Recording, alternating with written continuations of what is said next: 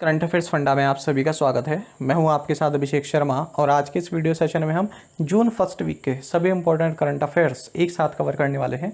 जो भी एस्पिरेंट्स हमारे डेली करंट अफेयर्स नहीं देख पाते हैं वो इस वीडियो से अपने जून फर्स्ट वीक के सभी करंट अफेयर्स एक साथ कवर कर सकते हैं।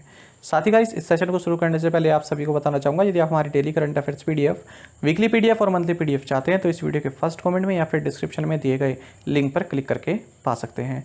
साथ ही आप गूगल प्ले स्टोर से करंट अफेयर्स फंडा ऐप को भी इंस्टॉल कर लीजिए, क्योंकि जो भी हमारा पीडीएफ मटेरियल है जिसमें आपको करंट अफेयर्स के साथ साथ स्ट्रैटेजी के भी प्रोवाइड कराते हैं, ये सभी मटेरियल आपको हमारी करंट अफेयर्स फंडा ऐप पर ही उपलब्ध हो पाएगा। पीडीएफ को संबंधित यदि आपका कोई भी डाउट हो, कुछ भी आप पूछना चाहें तो कमेंट बॉक्स में जरूर लिखिएगा। तो चलिए फिर करते हैं शुरुआत इस वीडियो सेशन की। North India's first industrial biotech park inaugurated eight which place. पूछना है कि उत्तर भारत के पहले औद्योगिक बायोटेक पार्क का उद्घाटन किस स्थान पर हुआ है। ऑप्शंस आपके सामने हैं। सही आंसर ऑप्शन ए होगा, कठुआ। जम्मू एंड कश्मीर के लेफ्टिनेंट गवर्नर मनोज सिन्हा और यूनियन मिनिस्टर जितेंद्र सिंह, इन्होंने नॉर्थ इंडिया का first industrial biotech park Kathua में इनोग्रेट किया है। बाकी आप जानते हैं जम्मू एंड कश्मीर के लेफ्टिनेंट गवर्नर मनोज सिन्हा हैं, कैपिटल जम्मू है विंटर और श्रीनगर है समर कैपिटल। हाल ही में हमने देखा था कि पार्लियामेंट ने जम्मू एंड कश्मीर के लिए 1.42 लाख करोड़ रुपीस का बजट अप्रूव किया है और कैबिनेट ने जम्मू एंड कश्मीर के किश्तवाड़ में 540 मेगावाट का क्वार हाइड्रो इलेक्ट्रिक प्रोजेक्ट भी अप्रूव किया। साथ ही हमने देखा कि सीआरपीएफ ने अपना 83rd रेजिंग डे परेड पहली बार दिल्ली के बाहर किसी स्थान पर संपन्न की और कहां पर की, जम्मू में। President of India Ramnath Kovind has inaugurated 2-day national women legislators conference 2022 in which city. Bharat के राष्ट्रपति रामनाथ कोविंद ने किस शहर में 2 दिवसीय राष्ट्रीय महिला विधायक सम्मेलन 2022 का उद्घाटन किया है। ऑप्शंस आपके सामने हैं। सही आंसर ऑप्शन डी रहेगा, तिरुवनंतपुरम। तो president of India Shri Ramnath Kovind ने नेशनल विमेन लेजिस्लेटर्स कॉन्फ्रेंस 2022 को तिरुवनंतपुरम केरला में इनोग्रेट किया है। आपको बता दें ये कॉन्फ्रेंस केरला लेजिस्लेटिव असेंबली द्वारा होस्ट की गई थी। अच्छा, यहाँ पर हम कभी कभी क्या होता है कि इस तरह की जो इवेंट होते हैं उनमें केवल ये देख लेते हैं कि किस सिटी में आयोजित किया गया।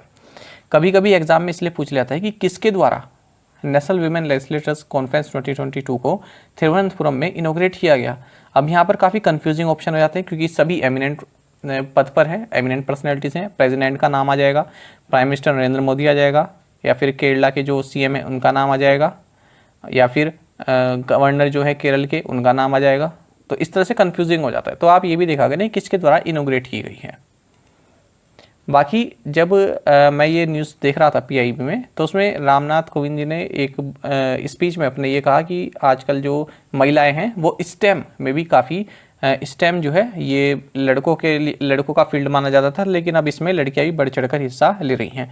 तो इसकी स्टेम की आपको फुल फॉर्म जाननी चाहिए, science, technology, engineering, mathematics and management. वैसे तो ये लास्ट वाला एम कम ही यूज़ होता है, स्टेम ही चलता है, पर अब इन्होंने यहाँ पर स्टेम डबल एम लिखा है, तो अगले वाले एम का मतलब क्या हो जाएगा, management. India's first ever wind and solar hybrid power generation plant has been commissioned in which state. Bharat का पहला पवन और सौर हाइब्रिड बिजली उत्पादन संयंत्र किस राज्य में चालू किया गया है। ऑप्शंस आपके सामने हैं। सही आंसर ऑप्शन सी रहेगा, राजस्थान।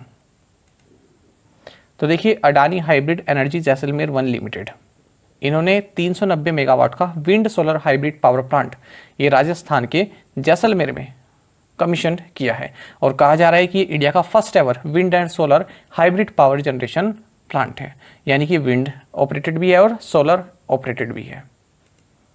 बाकी राजस्थान के बारे में आप जानते हैं, गवर्नर कलराज मिश्र है और कैपिटल जयपुर है, चीफ मिनिस्टर अशोक गहलोत हैं। हाल ही हमने राजस्थान से संबंधित एक महत्वपूर्ण करंट अफेयर ये पढ़ा था कि राजस्थान के बाड़मेर डिस्ट्रिक्ट में जो मियाँ का बाड़ा रेलवे स्टेशन है, इसको अब महेश नगर हाल्ट के नाम से जाना जाएगा। और राजस्थान में रामगढ़ विस्तारी सेंचुरी को टाइगर रिजर्व के रूप में नोटिफाई कर दिया गया है। Which state government has formed an expert committee under Ranjana Desai for examining and implementing the uniform civil code in the state. किस राज्य सरकार ने राज्य में समान नागरिक संहिता की जांच और कार्यान्वयन के लिए रंजना देसाई के तहत एक विशेषज्ञ समिति का गठन किया? ऑप्शंस आपके सामने हैं। सही आंसर ऑप्शन सी होगा उत्तराखंड। उत्तराखंड गवर्नमेंट ने 5 मेंबर एक्सपर्ट कमिटी गठित की है for examining and implementing the uniform civil code. तो यूनिफॉर्म सिविल कोड का मतलब आप सभी जानते होंगे, यानी कि वन लॉ, एक लॉ जो कि जितने भी रिलीजियस कम्युनिटीज़ हैं उन पर एप्लीकेबल रहे, चाहे वो मैरिज से संबंधित हो, डाइवोर्स से संबंधित हो या फिर इनहेरिटेंस एडॉप्शन से संबंधित हो, सबके लिए बराबर एक ही लॉ वैलिड रहेगा। तो आपको बता दें, जो ये पैनल बनाया गया है, जो ये कमेटी बनाई गई है, इसकी अध्यक्षता करेंगी रिटायर्ड सुप्रीम कोर्ट जज रंजना देसाई, जो कि हाल ही में डिलिमिटेशन कमीशन ऑफ इंडिया की भी चेयरपर्सन है। इसमें अदर मेंबर्स देख लेते हैं कौन कौन है। प्रमोद कोहली हैं और मनु गौड़ हैं, शत्रुघ्न सिंह हैं और सुरेखा डंगवाल हैं। बाकी आप सभी जानते हैं कि directive principles of state policy हैं, उसमें जो आर्टिकल 44 है कॉन्स्टिट्यूशन का, उसमें यूनिफॉर्म सिविल कोड की बात कही गई है। उत्तराखंड के बारे में आप जानते हैं, governor lieutenant general Gurmeet Singh है, चीफ मिनिस्टर पुष्कर सिंह धामी है, कैपिटल देहरादून गैरसैंण है। हाल ही हमने देखा था कि department of animal husbandry and dairying, इन्होंने उत्तराखंड में वन हेल्थ पायलट प्रोजेक्ट की शुरुआत की है। साथ ही हमने ये भी देखा कि उत्तराखंड के सीएम पुष्कर सिंह धामी ने एक anti corruption mobile app launch किया है, यह है 1064 एंटी करप्शन मोबाइल ऐप। साथ ही हमने देखा कि उत्तराखंड ने हिम प्रहरी स्कीम भी लॉन्च की। The Indian Navy ship Gomati was decommissioned from the naval dockyard in Chennai. It was commissioned in which year? भारतीय नौसेना के जहाज गोमती को मुंबई में नौसेना डॉकयार्ड से सेवा मुक्त किया गया। इसे किस वर्ष कमीशन किया गया था? ऑप्शंस आपके सामने हैं। सही आंसर ऑप्शन बी होगा 1988 कमीशन किया गया था, यानी कि सेवा में लाया गया था। और डी कमीशन किया गया मतलब सेवा मुक्त किया जा रहा है। इंडियन नेवी शिप गोमती, इसको नवल डॉकयार्ड मुंबई में डीकमीशन कर दिया गया है, सेवा मुक्त कर दिया गया है। और ये जो पूरी सेरेमनी हुई ये कैप्टन सुदीप मलिक के अंडर में हुई है। आपको जानना चाहिए INS गोमती, इसका नाम जो रिवर गोमती है उसके नाम से लिया गया है और इसको 16 अप्रैल 1988 को जो तब के डिफेंस मिनिस्टर थे KC पंत, इनके द्वारा कमीशन किया गया था मझगांव डॉक लिमिटेड मुंबई में। आपको जानना चाहिए कि ये Godavari class guided missile frigate की 3rd शिप है और वेस्टर्न फ्लीट की ये ओल्डेस्ट जो है वॉरियर रही है। President Ramnath Kovind has given additional charge of Lokpal chairperson to which of the following person? राष्ट्रपति रामनाथ कोविंद ने निम्नलिखित में से किस व्यक्ति को लोकपाल चेयरपर्सन का अतिरिक्त प्रभार दिया है? ऑप्शंस आपके सामने हैं। सही आंसर ऑप्शन डी होगा, प्रदीप कुमार मोहंती। सो प्रेसिडेंट रामनाथ कोविंद ने जस्टिस प्रदीप कुमार मोहंती इनको लोकपाल चेयरपर्सन का एडिशनल चार्ज दिया है, क्योंकि जस्टिस पिनाकी चंद्र घोष इनका जो कार्यकाल है लोकपाल चीफ का वो अब खत्म हो गया है, पूरा हो गया है। आपको जानना चाहिए लोकपाल की अध्यक्षता एक चेयरपर्सन करते हैं, लोकपाल में एक चेयरपर्सन होते हैं और 8 मेंबर्स यहाँ पर मैक्सिमम हो सकते हैं। फिलहाल यहाँ पर 6 मेंबर्स हैं लोकपाल में। अच्छा, लोकपाल एंड लोकायुक्त एक्ट ये 2013 में पास किया गया था और इनकी जो लोकपाल चीफ हैं, जो मेंबर्स हैं, इनको 5 साल या फिर जब तक 70 साल की एज नहीं हो जाती तब तक के लिए अपॉइंट किया जाता है। अब जो लोकपाल चीफ हैं और जो इसके मेंबर्स हैं, इनको प्रेसिडेंट ऑफ इंडिया द्वारा अपॉइंट किया जाता है after obtaining the recommendations of a selection committee. तो एक सिलेक्शन कमेटी पहले बैठती है, उसकी अध्यक्षता प्राइम मिनिस्टर करते हैं और उसमें स्पीकर ऑफ लोकसभा भी होते हैं, leader of opposition in the lower house होते हैं, चीफ जस्टिस ऑफ इंडिया या फिर उनके द्वारा कोई भी सुप्रीम कोर्ट का जज नॉमिनेट किया गया हो वो पार्टिसिपेट करता है। साथ ही एमिनेंट जूरिस्ट भी यहाँ पर पार्टिसिपेट करते हैं इस कमेटी में। जो ये अपना रिकमेंडेशन देते हैं उसके हिसाब से फिर प्रेसिडेंट अपॉइंट करते हैं। When is the International Week of Solidarity with the Peoples of Non-Self-Governing Territories observed? गैर स्वशासी क्षेत्रों के लोगों के साथ एकजुटता का अंतर्राष्ट्रीय सप्ताह कब मनाया जाता है? ऑप्शंस आपके सामने है। सही आंसर ऑप्शन डी होगा 25 to 31 मई। 25 से 31 मई के बीच international week of solidarity with the peoples of non self governing territories ये ऑब्जर्व किया गया यूनाइटेड नेशंस के द्वारा। तो 6 दिसंबर 1999 को यूनाइटेड नेशन जनरल असेंबली ने ये डिक्लेयर किया कि 25 से 31 मई के बीच में हम ये वीक मनाएंगे। बाकी आपको जानना चाहिए कि नॉन सेल्फ गवर्निंग टेरिटरी को किस तरह से डिफाइन किया गया है। इसको किया गया है territory whose people have not yet attained a full measure of self government. In exercise of the powers conferred under which section of the RBI Act 1934 the Reserve Bank has cancelled the certificate of registration of 5 non-banking financial companies recently। पूछ रहे हैं कि RBI अधिनियम 1934 किस धारा के तहत प्रदत्त शक्तियों का प्रयोग करते हुए रिजर्व बैंक ने हाल ही में 5 गैर बैंकिंग वित्तीय कंपनियों के पंजीकरण प्रमाण पत्र यानी कि COR को रद्द कर दिया। ऑप्शंस आपके सामने हैं। सही आंसर ऑप्शन सी होगा, सेक्शन 45 IA 64। देखिए तो यहां पर reserve bank of India act 1934 की जो सेक्शन 45 IA 64 है, इसके तहत इसमें जो रिजर्व बैंक ऑफ इंडिया के पास पावर है कि ये नॉन बैंकिंग फाइनेंशियल कंपनीज का जो सर्टिफिकेट ऑफ रजिस्ट्रेशन है उसको कैंसिल कर देता है। तो उसी के तहत इसने 5 NBFCs का जो COR है इसको कैंसिल कर दिया है। कौन कौन सी हैं? UMB सिक्योरिटीज लिमिटेड है कर्नाटक की, अनाश्री फिनवेस्ट लिमिटेड है कर्नाटक की, और चड्डा फाइनेंस प्राइवेट लिमिटेड है new Delhi, LXC Tricon private limited है वेस्ट बंगाल, और झूरिया फाइनेंशियल सर्विसेज प्राइवेट लिमिटेड है आसाम। बाकी आपको जानना चाहिए कि अब जब इनका ये COR रद्द हो गया है तो अब ये section 45 I of the RBI act 1934 के तहत NBFCs के रूप में बिजनेस करने के लिए वैलिड नहीं है, एलिजिबल नहीं है। विच of the following has formed a joint venture general insurance company? निम्नलिखित में से किसने संयुक्त उद्यम सामान्य बीमा कंपनी का गठन किया है? ऑप्शंस आपके सामने हैं। सही आंसर ऑप्शन ए रहेगा, पेटीएम। 194 कम्युनिकेशंस जो कि पेटीएम ब्रांड के रूप में बिजनेस करती है, तो इसने एक joint venture general insurance company बनाई है जिसका नाम है Paytm general insurance limited PGIL, और कहा है कि अगले 10 साल में हम 950 करोड़ रुपए इसमें इन्वेस्ट करेंगे। शेयर होल्डिंग्स की बात करें तो जो 197 कम्युनिकेशंस है इसमें 49% शेयर होंगे PGIL में इसके, और बाकी की जो 51% स्टेक है ये जो विजय शेखर शर्मा है इनकी जो कंपनी है VSS होल्डिंग्स प्राइवेट लिमिटेड इसके होंगे। अच्छा, एक बार जब ये इन्वेस्टमेंट पूरा हो जाएगा उसके बाद फिर पेटीएम के पास 74% स्टेक इसमें आ जाएंगे, जबकि जो ये VSS होल्डिंग प्राइवेट लिमिटेड है इसके स्टेक इसमें घट जाएंगे 26%। Which country announced a latest successful test of their Zircon hypersonic cruise missile? किस देश ने अपनी जिरकॉन हाइपरसोनिक क्रूज मिसाइल के नवीनतम सफल परीक्षण की घोषणा की है? सही आंसर ऑप्शन बी रहेगा, रशिया। तो रशियन फोर्सेज ने अनाउंस किया है कि हमने हाल ही में जिरकॉन हाइपरसोनिक क्रूज मिसाइल को सक्सेसफुली टेस्ट फायर किया है। और कहां से इसको लॉन्च किया गया? एडमिरल गोर्स्कोव फ्रिगेट से। और हाल ही में हमने देखा था कि ईरान ने भी एक कासिद रॉकेट लॉन्च किया, साथ ही नूर 2 सैटेलाइट भी इन्होंने लॉन्च की थी। The World health Organization has selected which state for the World No Tobacco Day award 2022? विश्व स्वास्थ्य संगठन ने विश्व तंबाकू निषेध दिवस पुरस्कार 2022 के लिए किस राज्य का चयन किया? ऑप्शंस आपके सामने हैं। सही आंसर ऑप्शन सी रहेगा, झारखंड। तो देखिए झारखंड के जो एफर्ट्स हैं टोबैको कंजम्पशन को कंट्रोल करने के लिए उसी को रिकॉग्नाइज किया गया है वर्ल्ड हेल्थ ऑर्गेनाइजेशन द्वारा, इसीलिए झारखंड को World No Tobacco Day award 2022 के लिए सिलेक्ट किया गया है। आपको बता दें झारखंड में नेशनल टोबैको कंट्रोल प्रोग्राम को 2012 में लॉन्च किया गया था। झारखंड की बात करें, कैपिटल रांची है, गवर्नर रमेश बैस हैं और चीफ मिनिस्टर हेमंत सोरेन हैं।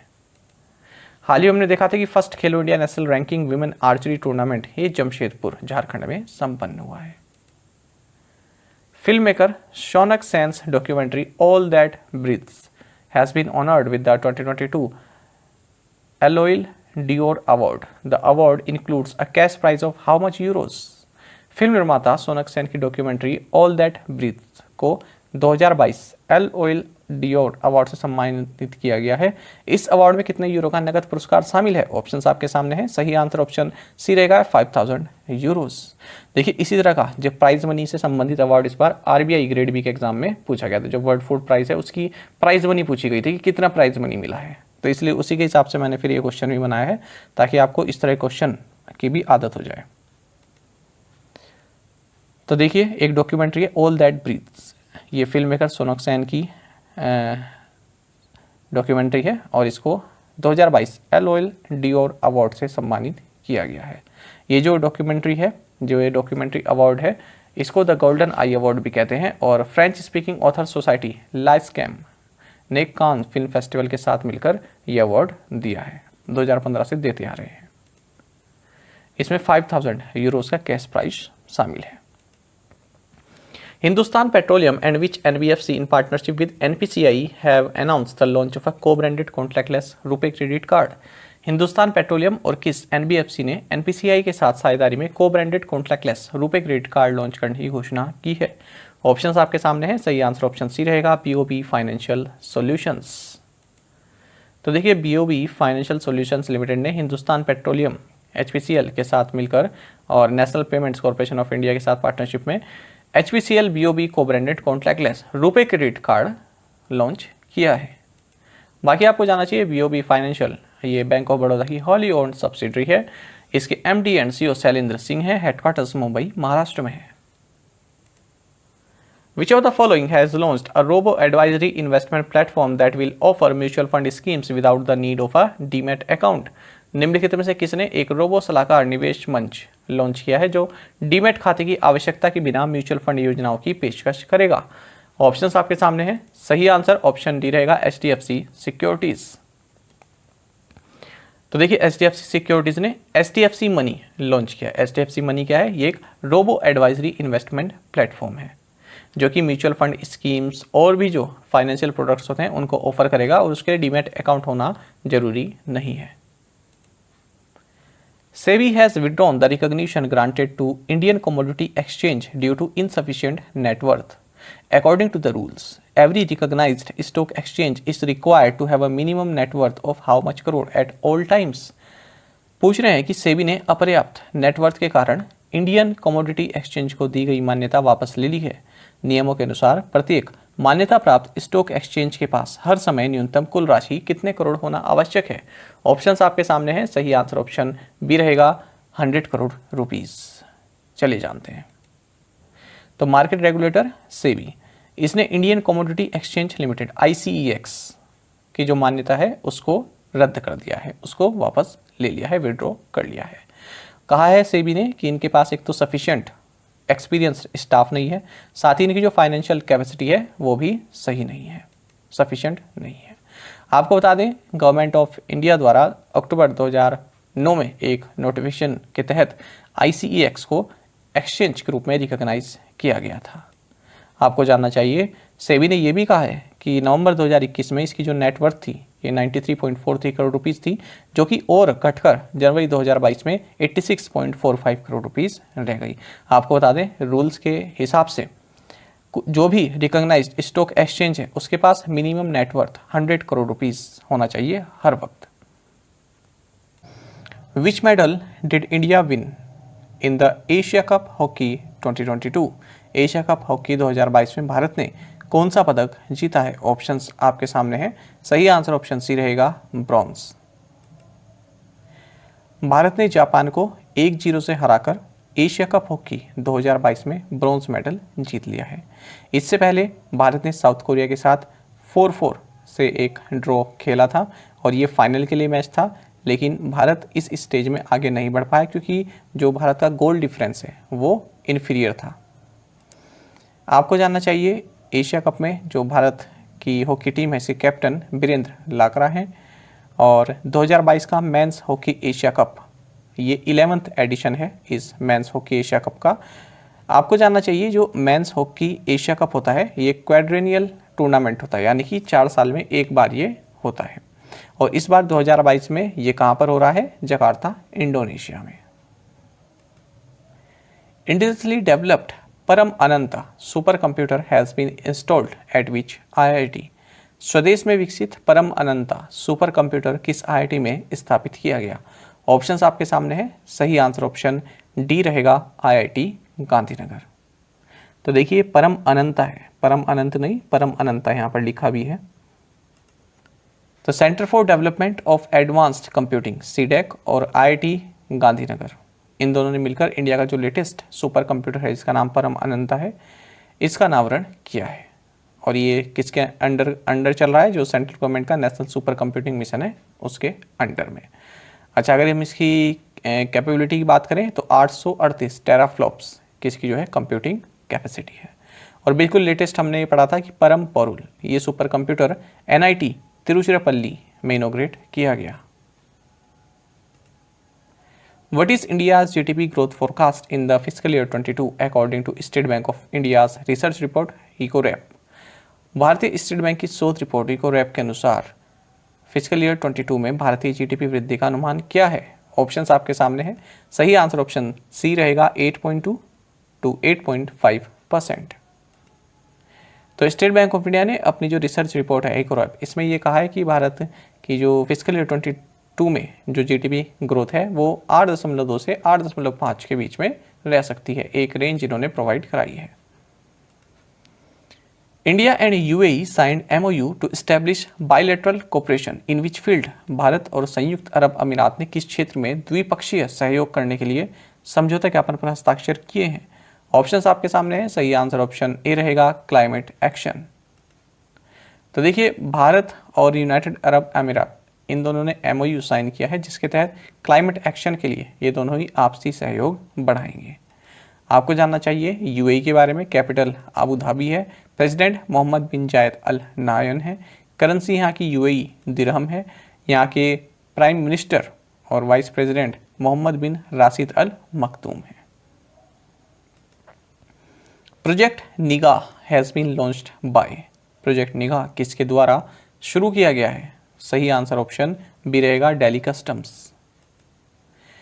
तो दिल्ली कस्टम्स जोन के जो चीफ कमिश्नर हैं सुरजीत भुजबल, इन्होंने प्रोजेक्ट निगाह लॉन्च किया है गुरुग्राम में। आपको जानना चाहिए जो ये प्रोजेक्ट निगाह है ये एक इनिशिएटिव है जिसकी वजह से जो कंटेनर होते हैं उनको ICD कंटेनर ट्रैकिंग मॉड्यूल की सहायता से ट्रैक किया जा सकता है। तो इससे क्या होगा, जो कंटेनर हैं उनकी मूवमेंट में जो मूवमेंट का जल्दी पता चलेगा, एक तो टाइम सेव होगा और बेटर विजिबिलिटी पता चलेगी। जो कंटेनर है, ठीक है, उनके बारे में अच्छे से डिटेल मालूम चल जाएगी इसको यूज़ करके, ICD कंटेनर ट्रैकिंग मॉड्यूल को यूज़ करके। तो सबसे ज़्यादा क्या होगा कि जो क्लियरेंस है वो जल्दी मिल जाएगा। Prime minister Narendra Modi inaugurated the world first nano urea liquid plant at which place in Gujarat? प्रधानमंत्री नरेंद्र मोदी ने गुजरात में किस स्थान पर दुनिया के पहले नैनो यूरिया तरल संयंत्र का उद्घाटन किया है? ऑप्शंस आपके सामने हैं। सही आंसर ऑप्शन ए है कलोल। प्राइम मिनिस्टर नरेंद्र मोदी ने वर्ल्ड के first nano urea liquid plant को कलोल, गांधीनगर डिस्ट्रिक्ट, गुजरात में इनॉग्रेट किया है। और किसके द्वारा एडमिनिस्ट्रेट किया जा रहा है ये वर्ल्ड का first nano urea liquid plant? Indian farmers fertiliser cooperative, जिसे आप इफ्को भी बोलते हैं। बाकी आपको इफ्को के बारे में जानना चाहिए, पूछ लेते हैं एग्जाम में। MD and CEO US Awasthi हैं, चेयरमैन दिलीप संघानी हैं, हेडक्वार्टर्स न्यू दिल्ली में है और इसकी स्थापना 3 नवंबर 1967 को हुई थी। तो स्थापना ईयर याद रखेंगे आप 1967। Global parents day celebrated every year on which day? विश्व माता पिता या फिर पेरेंट्स दिवस हर साल किस दिन मनाया जाता है? ऑप्शंस आपके सामने हैं। सही आंसर ऑप्शन ए रहेगा जून 1। तो हर साल 1 जून को ग्लोबल पेरेंट्स डे सेलिब्रेट किया जाता है। आपको बता दें जनरल असेंबली ने 2012 में ये डिसाइड किया था कि ग्लोबल पेरेंट्स डे जून 1 को सेलिब्रेट किया जाएगा। इस बार 2022 में इसका थीम है appreciate all parents through out the world. Which bank has emerged as the top performer among public sector lenders in terms of loan and deposit growth in percentage terms during 2021-22? 2021-22 के दौरान ऋण और जमा वृद्धि के मामले में सार्वजनिक क्षेत्र के ऋणदाताओं में कौन सा बैंक शीर्ष प्रदर्शनकर्ता के रूप में उभरा है? ऑप्शंस आपके सामने हैं। सही आंसर ऑप्शन डी रहेगा बैंक ऑफ महाराष्ट्र। तो बैंक ऑफ महाराष्ट्र ये टॉप परफॉर्मर निकला है अमंग पब्लिक सेक्टर लेंडर्स। किस क्षेत्र में? In terms of loan and deposit growth in percentage terms during 2021-22। तो लोन और डिपॉजिट ग्रोथ को यदि हम परसेंटेज की टर्म देखें तो उस मामले में बैंक ऑफ महाराष्ट्र जितने भी पब्लिक सेक्टर बैंक हैं उनमें सबसे टॉप पर है। तो यहाँ पर इसके जो ग्रोस एडवांसेस हैं उसमें 26% का इंक्रीज देखा गया है मार्च 2022 के एंड में। बाकी उसके बाद फिर दूसरे पोजीशन पर स्टेट बैंक ऑफ इंडिया है, तीसरे पर है union bank of India. Bank of Maharashtra की बात करें तो CEO AS राजीव हैं, हेडक्वार्टर्स पुणे महाराष्ट्र में है। टैगलाइन है one family one bank. Bank of Maharashtra से संबंधित हमने हाल ही में कुछ महत्वपूर्ण करंट अफेयर्स देखे थे, जल्दी से रिवाइज कर लेते हैं। पहला ये कि बैंक ऑफ महाराष्ट्र ने लीड इंगेजमेंट ऐप लॉन्च किया है। रिजर्व बैंक ऑफ इंडिया ने हाल ही में बैंक ऑफ महाराष्ट्र पर 1.12 करोड़ रुपए की पेनल्टी लगाई थी और बैंक ऑफ महाराष्ट्र ने NPCI के साथ हाथ मिलाया for fintech engagement. The directorate general of civil aviation has slapped a fine of 10 crore माफ कीजिएगा, the directorate general of civil aviation has slapped a fine of 10 lakh rupees on which airline for using a faulty simulator to train its pilots. नागरिक उड्डयन महानिदेशालय ने पायलटों को प्रशिक्षित करने के लिए एक दोषपूर्ण सिमुलेटर का प्रयोग करने के कारण किस एयरलाइन पर 10 लाख रुपए का जुर्माना लगाया है? ऑप्शंस आपके सामने। सही आंसर ऑप्शन सी है, स्पाइस जेट। तो directorate general of civil aviation इसने 10 लाख रुपए का फाइन लगा है स्पाइस जेट पे, क्योंकि जो इसका बोइंग 737 मैक्स एयरक्राफ्ट है, तो इसको चलाने के लिए जो पायलट्स को ट्रेनिंग दी जाती है उसके लिए फॉल्टी सिमुलेटर का ये यूज़ कर रहे थे। आपको बता दें पिछले महीने भी इसी ने DGCA ने जो स्पाइस जेट के 90 पायलट्स हैं उनको मैक्स एयरक्राफ्ट फ्लाई करने से मना कर दिया था। Who has been appointed MD and CEO of the National Asset Reconstruction Company NARCL? तो नेशनल एसेट रिकंस्ट्रक्शन कंपनी का MD और CEO किसे नियुक्त किया गया? ऑप्शंस आपके सामने हैं। सही आंसर ऑप्शन सी रहेगा, नटराजन सुंदर। तो नटराजन सुंदर कौन है? ये farmer state bank of India executive है। तो अब कोई भी अपॉइंटमेंट होगी उसमें आपको ये जरूर जानना चाहिए, मतलब इस तरह की जो इंपॉर्टेंट अपॉइंटमेंट होती है कि इससे पहले वो किस बैंक में थे या फिर किस पोजीशन पर थे। RBI ग्रेड बी में देखा गया कि क्वेश्चन यहाँ से बने इस तरह से, सीधा सीधा नहीं पूछा कि अब किसको अपॉइंट किया, बल्कि ये पूछा गया कि इससे पहले वो किस बैंक में थे या फिर किस पोजीशन पर थे। तो नटराजन सुंदर, इन्हें national asset reconstruction company NARCL का MD एंड CEO नियुक्त किया है। इससे पहले ये स्टेट बैंक ऑफ इंडिया में एग्जीक्यूटिव थे। आपको जानना चाहिए एक और SBI एम्प्लॉई कर्णम शेखर, इनको नॉन एग्जीक्यूटिव चेयरमैन बनाया गया है NARCL का। अच्छा, आपको जानना चाहिए जो ये NARCL है इसमें 15 इंडियन बैंक्स के स्टेक्स हैं और कैनरा बैंक इसमें स्पॉन्सर बैंक है। Deloitte has partnered with which IIT to build next generation AI talent. Deloitte ने नेक्स्ट जनरेशन AI टैलेंट के लिए किस IIT के साथ साझेदारी की? सही आंसर ऑप्शन डी है, IIT रुड़की। तो देखिए डेलोइट और IIT रुड़की ये दोनों ही मिलकर आर्टिफिशियल इंटेलिजेंस और मशीन लर्निंग पर काम करेंगे, इसलिए इन्होंने एक पैक्ट साइन किया है। Israel signed the first free trade agreement with which Arab country. Israel ने किस अरब देश के साथ पहले मुक्त व्यापार समझौते पर हस्ताक्षर किए? ऑप्शंस आपके सामने हैं। सही आंसर ऑप्शन डी रहेगा, UAE संयुक्त अरब अमीरात। देखिए इजराइल ने फ्री ट्रेड एग्रीमेंट साइन किया है संयुक्त अरब अमीरात के साथ और इस तरह से ये पहला पैक्ट बन गया है इजराइल द्वारा जो कि किसी अरब देश के साथ इसने साइन किया है। तो ये अपने आप में एक जो है एक प्रोग्रेसिव स्टेप है, क्योंकि आप सभी जानते हैं जो अरब कंट्रीज़ हैं और जो इजराइल है ना, इनके बीच जो है काफ़ी गहरी खाई है, पर अब ये धीरे धीरे जो है पटना शुरू हुआ है। अब धीरे धीरे ये लोग पास आ रहे हैं, सभी नहीं पर कुछ अरब स्टेट, क्योंकि अब क्या होगा, अब जो रिलीजन वगैरह है उसकी भी बात करते हैं, पर उस चीज़ को थोड़ा पीछे छोड़कर अब सभी कंट्रीज ज़्यादातर जो है ना वो अपनी फाइनेंशियल कंडीशन देखते हैं। तो अब कंट्रीज जो हैं अपनी फाइनेंशियल कंडीशन पहले रखते हैं, क्योंकि आपने देखा श्रीलंका का क्या हाल हुआ, क्या हाल हो रहा है। तो इसलिए जो फाइनेंशियल नीड्स हैं, जहाँ से भी बेनिफिट मिल रहा है उसको आगे करना जो है आजकल प्रायोरिटी बन गया है। बाकी जो रिलीजन से संबंधित जो भी हैं वो तो भाषण में चलती रहती हैं, वो सभी जानते हैं कि ये तो कहना पड़ता है, इस तरह से चीज़ें जो चलती हैं। पर यह है कि अब इन दोनों देशों ने अपना ट्रेड को जो है आगे किया है, तो ये एक पॉजिटिव स्टेप है। बाकी आपको जानना चाहिए इससे पहले यूएई, ऐसा नहीं है कि यूएई जो है जो अपनी कम्युनिटी है उसके हित की रक्षा करने के लिए जो है पीछे हट गया है, ऐसा नहीं है। कुछ भी अगर गलत कदम होता है जो इन्हें लगता है कि इजराइल उठा रहा है, उसके खिलाफ ये आवाज़ भी उठाते हैं। तो ऐसा नहीं है, ट्रेड अपनी जगह है और इस तरह के इश्यूज अपनी जगह है। कहते हैं ना, हाइफन लगा देते हैं बीच में, तो उस तरह से चलते हैं। अच्छा, अगर हम बात करें यूएई की, तो ये इसका second bilateral free trade agreement है, यानी कि अभी इसने शुरू किया है यूएई ने जो बायलैटरल फ्री ट्रेड एग्रीमेंट होते हैं इनको साइन करना। इससे पहले इसने भारत के साथ किया था फरवरी के महीने में, और ये इसका दूसरा फ्री ट्रेड एग्रीमेंट है जो इसने इसराइल के साथ किया है। ISSF world cup where India's Shreya Agarwal, Elavenil Valarivan और Ramita won gold medal in 10 metre air rifle team event held in which country. ISSF विश्व कप जहां भारत की श्रेया अग्रवाल, इलावेनिल वालारिवन और रमिता ने 10 मीटर एयर राइफल टीम स्पर्धा में स्वर्ण पदक जीता, ये किस देश में आयोजित किया गया है? ऑप्शंस आपके सामने है, सही आंसर ऑप्शन डी रहेगा, कजाकिस्तान।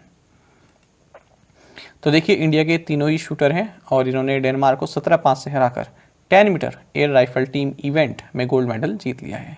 कहाँ पर हो रहा है, किस कंपटीशन के इवेंट में? जो ISSF शूटिंग वर्ल्ड कप हो रहा है बाकू अजरबैजान में। यहाँ माफ़ कीजिएगा, मैंने शायद यहाँ पर हाँ, ये मैंने गलत लिख दिया, अजरबैजान है इसका आंसर ना, बी, ऑप्शन बी सही है। ये गलती से लिखा गया, माफ़ी चाहूँगा, अजरबैजान। ठीक है, तो बाकू अजरबैजान में हो रहा है और यहाँ पर इन्होंने गोल्ड मेडल जीता है। Which film has won the Palme d'Or at the 75th Cannes film festival? 75वें कान फिल्म समारोह में किस फिल्म ने पाल्म डियोर जीता? ऑप्शंस आपके सामने है, सही आंसर ऑप्शन डी रहेगा, ट्रायंगल ऑफ सैडनेस। तो देखिए, जो ट्रायंगल ऑफ सैडनेस है तो इसने पाम डियोर जीता है 75th कान फिल्म फेस्टिवल में। इसके डायरेक्टर कौन है? रोबेन ओस्टलैंड। तो आप ये भी कह सकते हैं कि इन्हें जो है बेस्ट डायरेक्टर का अवार्ड मिला है, ये स्वीडिश डायरेक्टर हैं और इन्हें दूसरी बार ये अवार्ड मिला है। या तो आप फिल्म को कह दीजिए अवार्ड मिला, या फिर इन्हें डायरेक्टर को कह दीजिए कि अवार्ड मिला है। अच्छा, इससे पहले इन्हें यही जो है रूबेन, इनको 2017 में द स्क्वायर फिल्म के लिए भी ये अवार्ड मिल चुका है, या फिर आप कहें द स्क्वायर को ये 2017 में अवार्ड मिला है।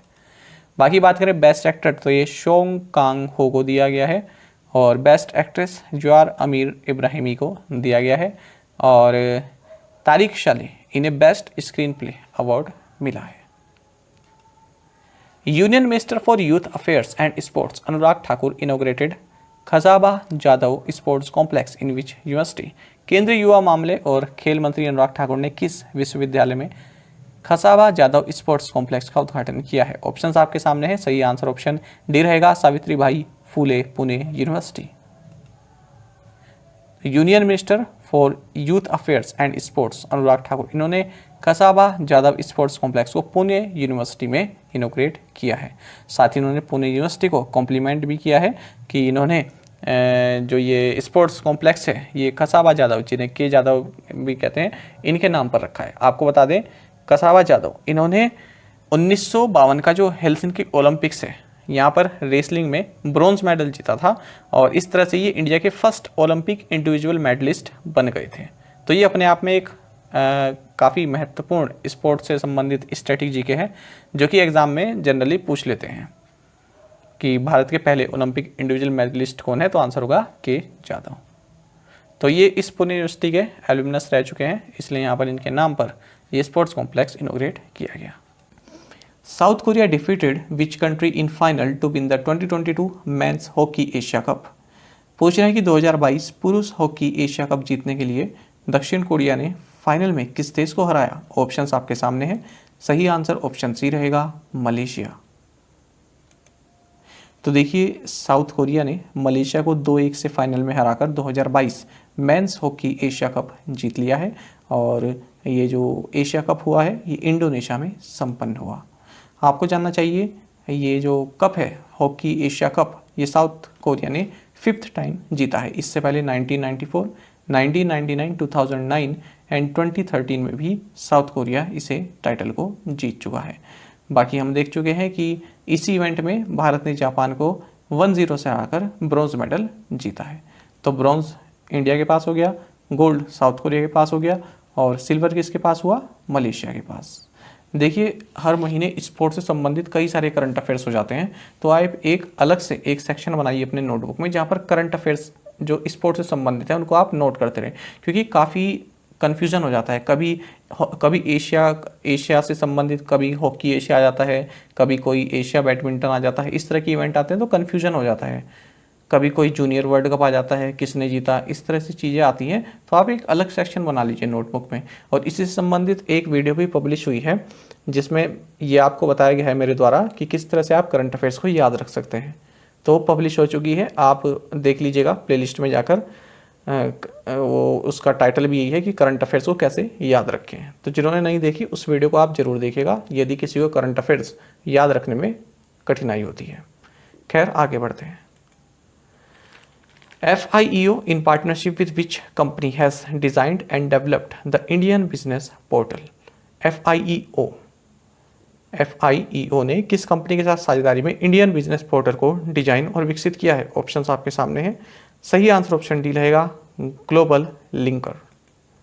देखिए union minister of state for commerce and industry Shrimati Anupriya Patel, इन्होंने इंडियन बिजनेस पोर्टल को लॉन्च किया है। ये क्या है? ये एक इंटरनेशनल ट्रेड हब है for Indian exporters and foreign buyers के लिए।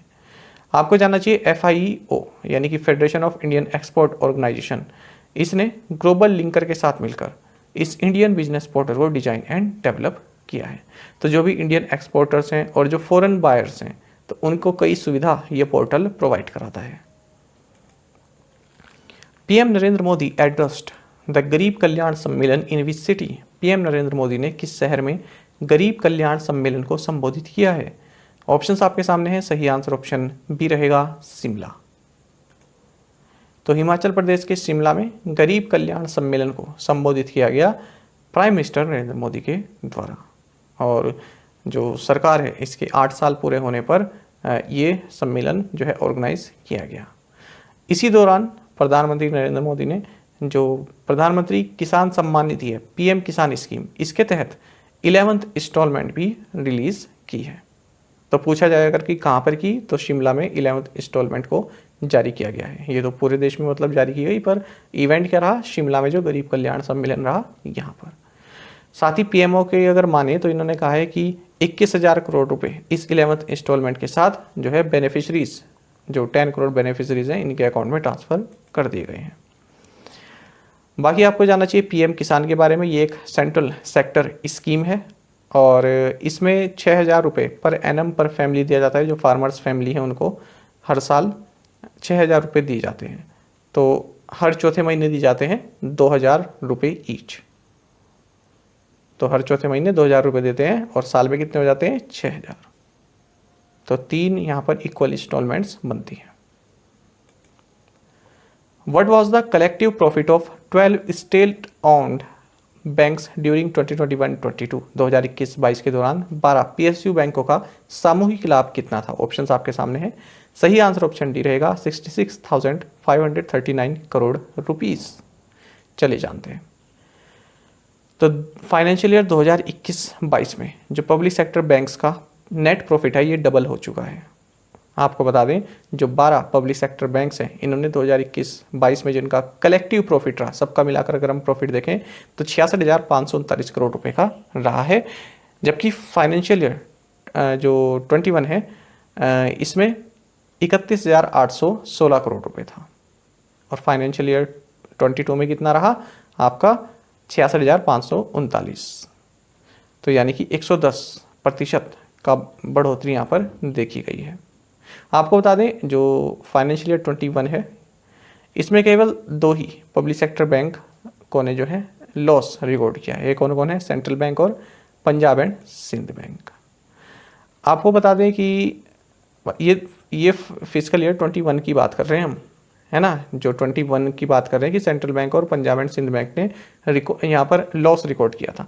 जबकि अगर हम फाइनेंशियल ईयर 22 की बात करें, यानी कि 2021-22 की, तो यहाँ पर जो 12 जो आपके पब्लिक सेक्टर बैंक हैं इन सभी ने प्रॉफिट दर्ज किया है कितने का, 66,539 करोड़ रुपए का। आपको बता दें, अगर हम बैंक वाइज देखें कि सबसे ज़्यादा प्रॉफिट किसने दर्ज किया, तो एसबीआई ने किया है। इसने 31,675 करोड़ रुपए का प्रॉफिट दर्ज किया है, जो कि टोटल प्रॉफिट का 47% है। उसके बाद फिर आता है बैंक ऑफ बड़ौदा, जिसने 7,272 करोड़ रुपए किया, यानी कि 10% ऑफ टोटल प्रॉफिट। उसके बाद कैनरा बैंक है। लेकिन फिर भी public sector banks private bank से पीछे ही हैं, क्योंकि प्राइवेट बैंक का जो नेट प्रॉफिट रहा ये 91,000 करोड़ रुपए का रहा है, जो कि पिछले साल से 29% ज़्यादा है। पब्लिक सेक्टर बैंक की बात करें तो सबसे ज़्यादा HDFC बैंक ने प्रॉफिट दर्ज किया 36,961 करोड़ रुपए। उसके बाद ICICI बैंक आता है, फिर एक्सिस बैंक, फिर कोटक महिंद्रा बैंक, फिर इंडसइंड बैंक और फिर federal bank. The Defense Ministry signed a contract worth rupees 2,971 crore with which company to procure अस्त्र मिसाइल्स। रक्षा मंत्रालय ने अस्त्र मिसाइलों की खरीद के लिए किस कंपनी के साथ 2,971 करोड़ रुपए के अनुबंध पर हस्ताक्षर किए हैं। ऑप्शंस आपके सामने हैं और सही आंसर ऑप्शन बी रहेगा, भारत डायनामिक्स लिमिटेड। तो डिफेंस मिनिस्ट्री ने यहाँ पर 2,971 करोड़ रुपए की एक डील साइन की है भारत डायनामिक्स लिमिटेड के साथ, जिसके तहत जो भारत डायनामिक्स लिमिटेड है ये Astra mark 1 beyond visual range air to air missile जो है प्रोवाइड कराएगा। किसके लिए? इंडियन एयरफोर्स और इंडियन नेवी के लिए। आपको बता दें, जो ये अस्त्र मार्क 1 BVR AM यानी कि एयर टू एयर मिसाइल है, इसको इंडिजिनसली डिजाइन और डेवलप किया गया है DRDO के द्वारा। बाकी आप जानते हैं कि जो BDL है भारत डायनामिक्स लिमिटेड, इसका हेडक्वार्टर्स हैदराबाद तेलंगाना में। Group Captain Varun Singh of the Indian Air Force was posthumously awarded which gallantry award for successfully landing the LCA at the Hindon Air Base in 2020 despite it developing a major technical snag? IAF group captain Varun Singh को मरणोपरांत 2020 में Hinton air base पर LCA को सफलतापूर्वक उतारने के लिए किस वीरता पुरस्कार से सम्मानित किया गया? ऑप्शंस आपके सामने हैं, सही आंसर ऑप्शन बी रहेगा, शौर्य चक्र। तो बात हो रही है ग्रुप कैप्टन वरुण सिंह की। तो देखिए 2020 में क्या हुआ, जो लाइट कॉम्पैक्ट एयरक्राफ्ट है तो इसमें कुछ टेक्निकल स्नैग आ गया था। टेक्निकल स्नैग मतलब टेक्निकल खराबी कुछ हो गई थी, उसके बाद भी इन्होंने हिंटन एयरबेस पर इसको सफलतापूर्वक लैंड करा दिया था LCA को। तो उसी के लिए इन्हें मरणोपरांत क्या दिया गया है? शौर्य चक्र दिया गया है। तो ग्रुप कैप्टन है वरुण सिंह। लेकिन आपको बता दें कि अभी लास्ट सितंबर में जो ये हादसा हुआ चॉपर क्रैश का, जिसमें कि हमारे जो चीफ ऑफ डिफेंस स्टाफ हैं बिपिन रावत, उनकी भी वहाँ पर देहांत हो गया, तो उसमें वरुण सिंह भी शामिल रहे।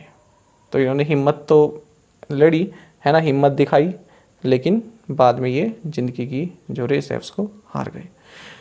बाकी बात करें शौर्य चक्र की, तो एक कंट्री का 3rd highest peace time gallantry award है और ये दिया गया प्रेसिडेंट रामनाथ कोविंद के द्वारा। अच्छा, आपको बता दें, जो ये कैप्टन वरुण सिंह है ये इकलौते ऐसे व्यक्ति थे जो वो चॉपर क्रैश हुआ था ना उसमें जो केवल सरवाइव कर चुके थे, यानी कि जो जिंदा बचे थे। हालांकि कुछ दिन ही रहे वो, उसके बाद इनका भी फिर देहांत हो गया। बाकी आपको जानना चाहिए, प्रेसिडेंट ने यहाँ पर कीर्ति चक्र भी दिया है पोस्टमसली। ये कीर्ति चक्र इंडिया का 2nd highest peace time gallantry medal है। ये जम्मू एंड कश्मीर के पुलिस कांस्टेबल अल्ताफ हुसैन भट्ट को दिया गया है। बाकी 14 शौर्य चक्र दिए गए, 13 परम विशिष्ट सेवा मेडल्स दिए गए और 29 अति विशिष्ट सेवा मेडल्स दिए गए। Which Pakistani film won the jury prize in the uncertain regard section of the 75th Cannes Film Festival, becoming the first ever film from the subcontinent to bag the award? किस Pakistani film ने 75वें Cannes film महोत्सव के uncertain regard section में jury पुरस्कार जीता है और यह पुरस्कार पाने वाली उपमहाद्वीप की पहली फिल्म बन गई? ऑप्शंस आपके सामने हैं, सही आंसर ऑप्शन सी है, जॉयलैंड। तो पाकिस्तानी फिल्म है जॉयलैंड, इसको लिखा और डायरेक्ट किया है सैम सादिक ने। तो इसने 75वें कान फिल्म फेस्टिवल में अनसर्टेन रिगार्ड सेक्शन में जूरी प्राइज जीता है और ये सब कॉन्टिनेंट में ये प्राइज जीतने वाली पहली फिल्म बन गई है। सब कॉन्टिनेंट मतलब जो ये कंट्रीज है ना, भारत हो गया, पाकिस्तान हो गया, नेपाल, भूटान, बांग्लादेश, श्रीलंका, मालदीव्स, इनको कहते हैं सब कॉन्टिनेंट में आती हैं सभी कंट्रीज़, क्योंकि जो इंडियन सब कॉन्टिनेंट है ये पॉलिटिकली और जोग्राफिकली जो हमारा एशिया कॉन्टिनेंट है उससे थोड़ा सा जो है एक अलग सा बनता है, एक अलग सा पार्ट बनाता है, ठीक है, उसको बोलते हैं सब कॉन्टिनेंट। उससे डिफर करता है पॉलिटिकली भी और जोग्राफिकली भी। India recorded its highest ever textiles and apparel exports in the financial year 2021-22 at how much billion US dollar. Options आपके सामने हैं। पूछ रहे हैं कि भारत ने वित्तीय वर्ष 2021-22 में कितने बिलियन अमेरिकी डॉलर में अपना अब तक का सबसे अधिक कपड़ा और परिधान निर्यात दर्ज किया। ऑप्शंस आपके सामने हैं। सही आंसर ऑप्शन सी रहेगा 44.4 यूएस बिलियन डॉलर। चलिए देखते हैं। तो भारत ने यहाँ पर जो 2021-22 का जो फाइनेंशियल ईयर रहा इसमें टेक्सटाइल्स एंड अपैरल जो एक्सपोर्ट है वो दर्ज किया है 44.4 बिलियन यूएस डॉलर का, और ये जो आंकड़े हैं ये अब तक के सबसे अधिक हैं। आपको बता दें कि फाइनेंशियल ईयर 2021 में जो टेक्सटाइल एक्सपोर्ट है इसमें 41% की वृद्धि देखी गई है, जबकि फिस्कल ईयर 20 में 26% की वृद्धि देखी गई थी। अच्छा, भारत ने सबसे ज़्यादा किसको एक्सपोर्ट किया है? टेक्सटाइल्स और ये जो अपैरल शिपमेंट है ये किया है यूएसए को, उसके बाद यूरोपियन यूनियन को, फिर बांग्लादेश को और फिर यूएई को। Which bank has chosen JC Flowers asset reconstruction company as its joint venture partner to offload 49,000 crore of bad loans. किस बैंक ने JC Flowers asset reconstruction company को अपने संयुक्त उद्यम भागीदार के रूप में 49,000 करोड़ रुपए के बैड लोन्स को उतारने के लिए चुना है? ऑप्शंस आपके सामने हैं। सही आंसर ऑप्शन ए रहेगा यस बैंक। जो बैंकिंग एक्सपीरियंस है उनके लिए महत्वपूर्ण क्वेश्चन है। तो यस बैंक ने यहाँ पर जेसी फ्लावर्स एसेट रिकंस्ट्रक्शन कंपनी को चुना है, जो इसके पास बैड लोन्स हैं 49,000 करोड़ रुपए के जो बैड लोन्स हैं यस बैंक के पास, ठीक है। तो उसको किस तरह से उसकी भरपाई की जाए, किस तरह से उनको पाया जाए, है ना। तो इन बैड लोन्स को ये जेसी फ्लावर्स एसेट रिकंस्ट्रक्शन कंपनी को बेचेगा, और बाकी उसके बाद फिर इस कंपनी की जिम्मेदारी रहेगी कि वो किस तरह से इसकी रिकवरी करे इस पैसे की। बाकी आप जानते हैं यस बैंक के बारे में MD and CEO Prashant Kumar है, हेडक्वार्टर्स मुंबई में है, टैगलाइन है experience our expertise. India and Bangladesh jointly flagged off a new passenger train Mitali express. It will connect which two cities. Bharat और बांग्लादेश ने संयुक्त रूप से एक नई यात्री ट्रेन मिताली एक्सप्रेस को हरी झंडी दिखाई है। यह किन दो शहरों को जोड़ेगी? ऑप्शंस आपके सामने है। सही आंसर ऑप्शन डी रहेगा न्यू जलपाईगुड़ी विद ढाका। तो देखिए, इंडिया और बांग्लादेश ने एक नई पैसेंजर ट्रेन को हरी झंडी दिखाई जिसका नाम है मिताली एक्सप्रेस। तो ये भारत और बांग्लादेश के बीच चलने वाली तीसरी पैसेंजर ट्रेन रहेगी, और इसको इनॉग्रेट किया गया वर्चुअली जो हमारे रेलवे मिनिस्टर हैं अश्विनी वैष्णव और बांग्लादेश के जो रेलवे मिनिस्टर है मोहम्मद नूरुल इस्लाम सुजन के द्वारा। आपको बता दें ये बाई वीकली एक्सप्रेस ट्रेन रहेगी, और ये नॉर्थ बंगाल में जो न्यू जलपाईगुड़ी है इसको बांग्लादेश के ढाका से कनेक्ट करेगा। 513 किलोमीटर की डिस्टेंस ये कवर करने वाली है। Name the former monetary policy committee member who has joined the national council of applied economic research. मौद्रिक नीति समिति के पूर्व सदस्य का नाम बताइए जो national council of applied economic research में शामिल हो गए। ऑप्शंस आपके सामने हैं। सही आंसर ऑप्शन बी रहेगा मृदुल सागर। अच्छा, इस बार जो आरबीआई ग्रेड बी का एग्जाम हुआ उसमें इस तरह की फुल फॉर्म बहुत पूछी गई थी, 2 बार तो पूछी गई है एक शिफ्ट में। जो इस तरह के इंस्टीट्यूशंस होते हैं ना, जैसे NCAER हो गया, तो इसकी फुल फॉर्म क्या है, इस तरह से आपको ये याद रखनी चाहिए। जो इस तरह के थिंक टैंक होते हैं या फिर गवर्नमेंट अप्रूव्ड कोई कॉलेजेस होते हैं, तो इस तरह की आपको याद रखनी चाहिए इकोनॉमिक्स से संबंधित हो, है ना, जो इकोनॉमिक स्टडी करते हो वो सब। तो देखिए, farmer monetary policy committee member है मृदुल सागर। इन्हें national council of applied economic research यानी कि NCAER को इन्होंने ज्वाइन किया है। अब ये इसलिए इंपॉर्टेंट है क्योंकि ये मॉनेटरी पॉलिसी कमेटी के मेंबर रह चुके हैं और इनके द्वारा कोई इंस्टीट्यूशन ज्वाइन किया गया, इसलिए इंपॉर्टेंट है बैंकिंग के हिसाब से।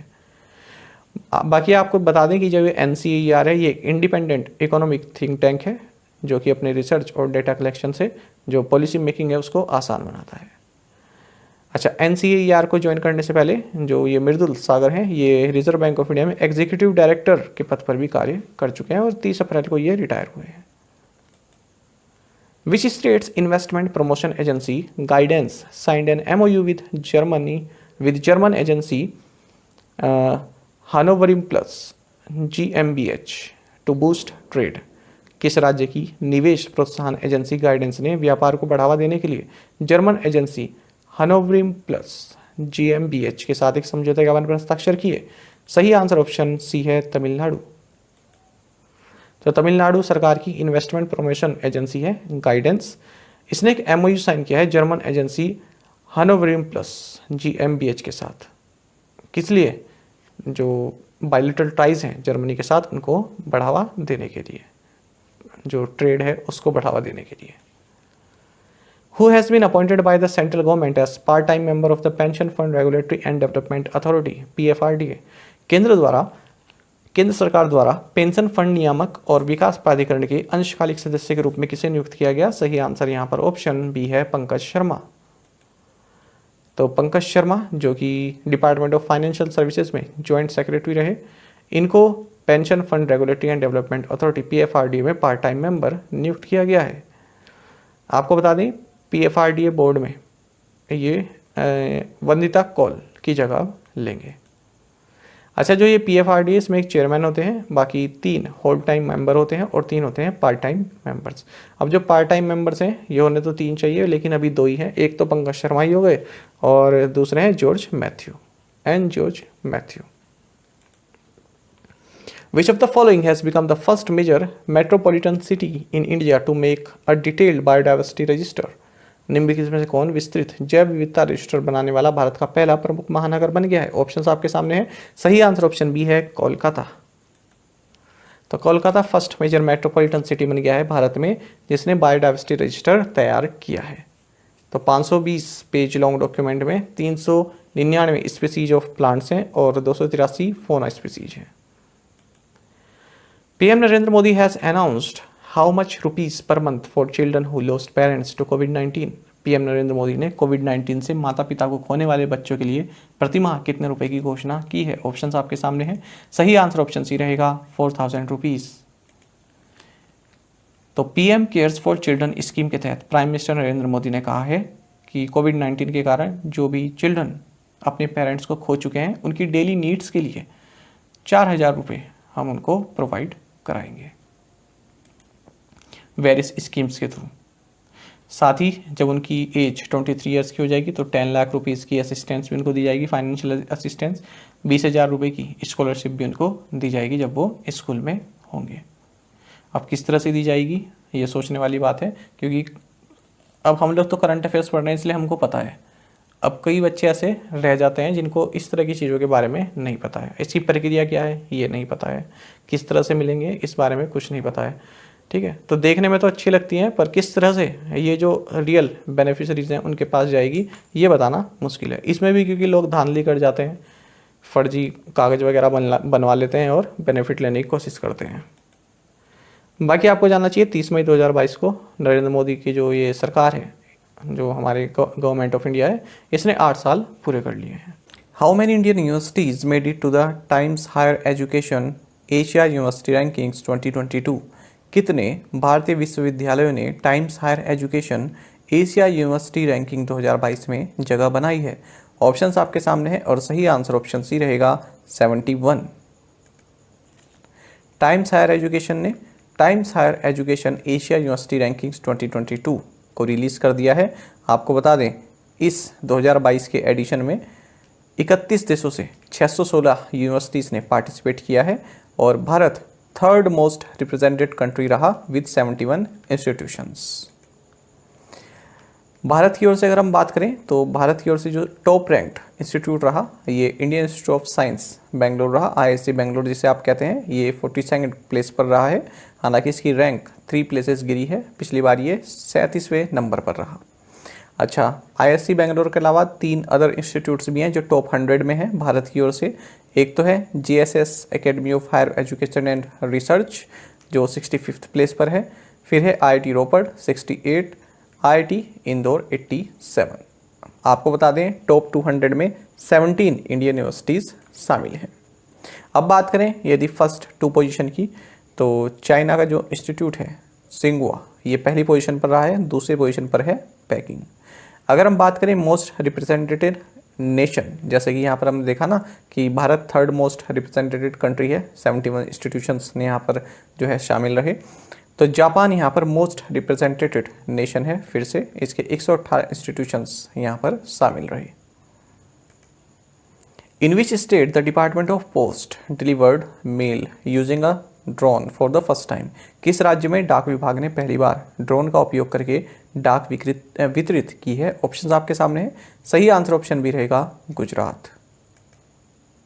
तो पहली बार ऐसा हुआ है देश में कि इंडिया का जो पोस्टल डिपार्टमेंट है उसने किसी मेल को ड्रोन की सहायता से डिलीवर किया है, और ये पायलट बेसिस पर हुआ है। कहाँ? गुजरात के कच्छ डिस्ट्रिक्ट में। यदि हम जगह के बारे में जानें तो ये भुज तालुका का जो हेबे विलेज है, यहाँ से सेंड किया गया ये मेल, और इसको डिलीवर किया गया कच्छ डिस्ट्रिक्ट के भाजऊ तालुका के नेर विलेज में। बाकी गुजरात के बारे में आप जानते हैं, कैपिटल गांधीनगर है, गवर्नर आचार्य देवव्रत है और चीफ मिनिस्टर भूपेंद्र भाई पटेल है। Who has topped the Fortune 500 list of highest paid CEO executives in the world? दुनिया में सबसे अधिक वेतन पाने वाले CEO की फॉर्च्यून 500 सूची में कौन शीर्ष पर है? सही आंसर ऑप्शन बी है एलन मस्क। तो एलन मस्क जो कि वर्ल्ड के रिचेस्ट मैन है, ये 2021 में top paid chief executive officer रहे हैं, ऐसा कहा है फॉर्च्यून 500 लिस्ट ने। आपको बता दें 2021 में इन्होंने 23.5 बिलियन US डॉलर बनाए हैं। दूसरे पोजीशन पर एप्पल के टिम कुक हैं, 717.5 मिलियन US डॉलर इन्हें पे किया गया 2021 में। और अगर हम बात करें तीसरी पोजीशन पर, तो यह है एनवीडिया के जो जेनसेंग हुआंग है ये। सत्य नडेला जो माइक्रोसॉफ्ट के CEO हैं, ये 7th पोजीशन पर है। Which of the following has been made country of focus during the 17th Mumbai international film festival?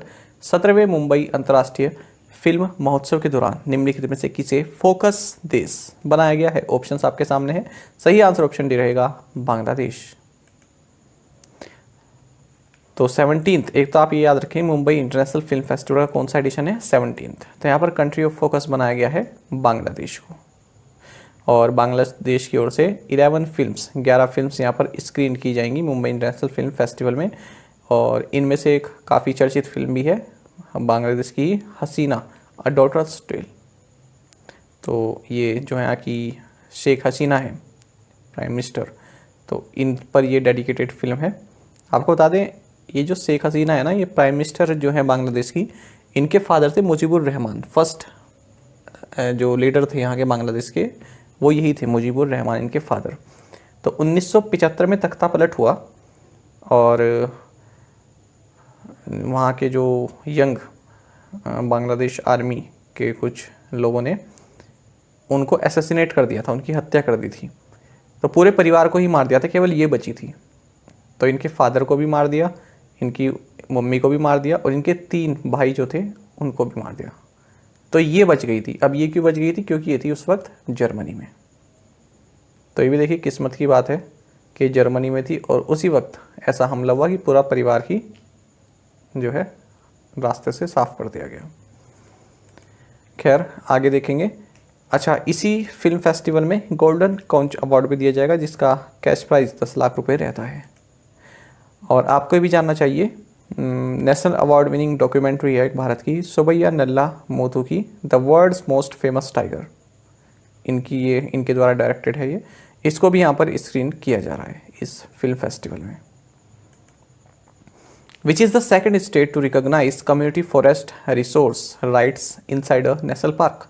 राष्ट्रीय उद्यान के अंदर सामुदायिक वन संसाधन अधिकारों को मान्यता देने वाला दूसरा राज्य कौन सा है? ऑप्शंस आपके सामने है। सही आंसर ऑप्शन सी रहेगा छत्तीसगढ़। तो छत्तीसगढ़ उड़ीसा के बाद अब दूसरा राज्य बन गया है जिसने नेशनल पार्क के अंदर कम्युनिटी फॉरेस्ट रिसोर्स राइट्स को रिकॉग्नाइज किया है।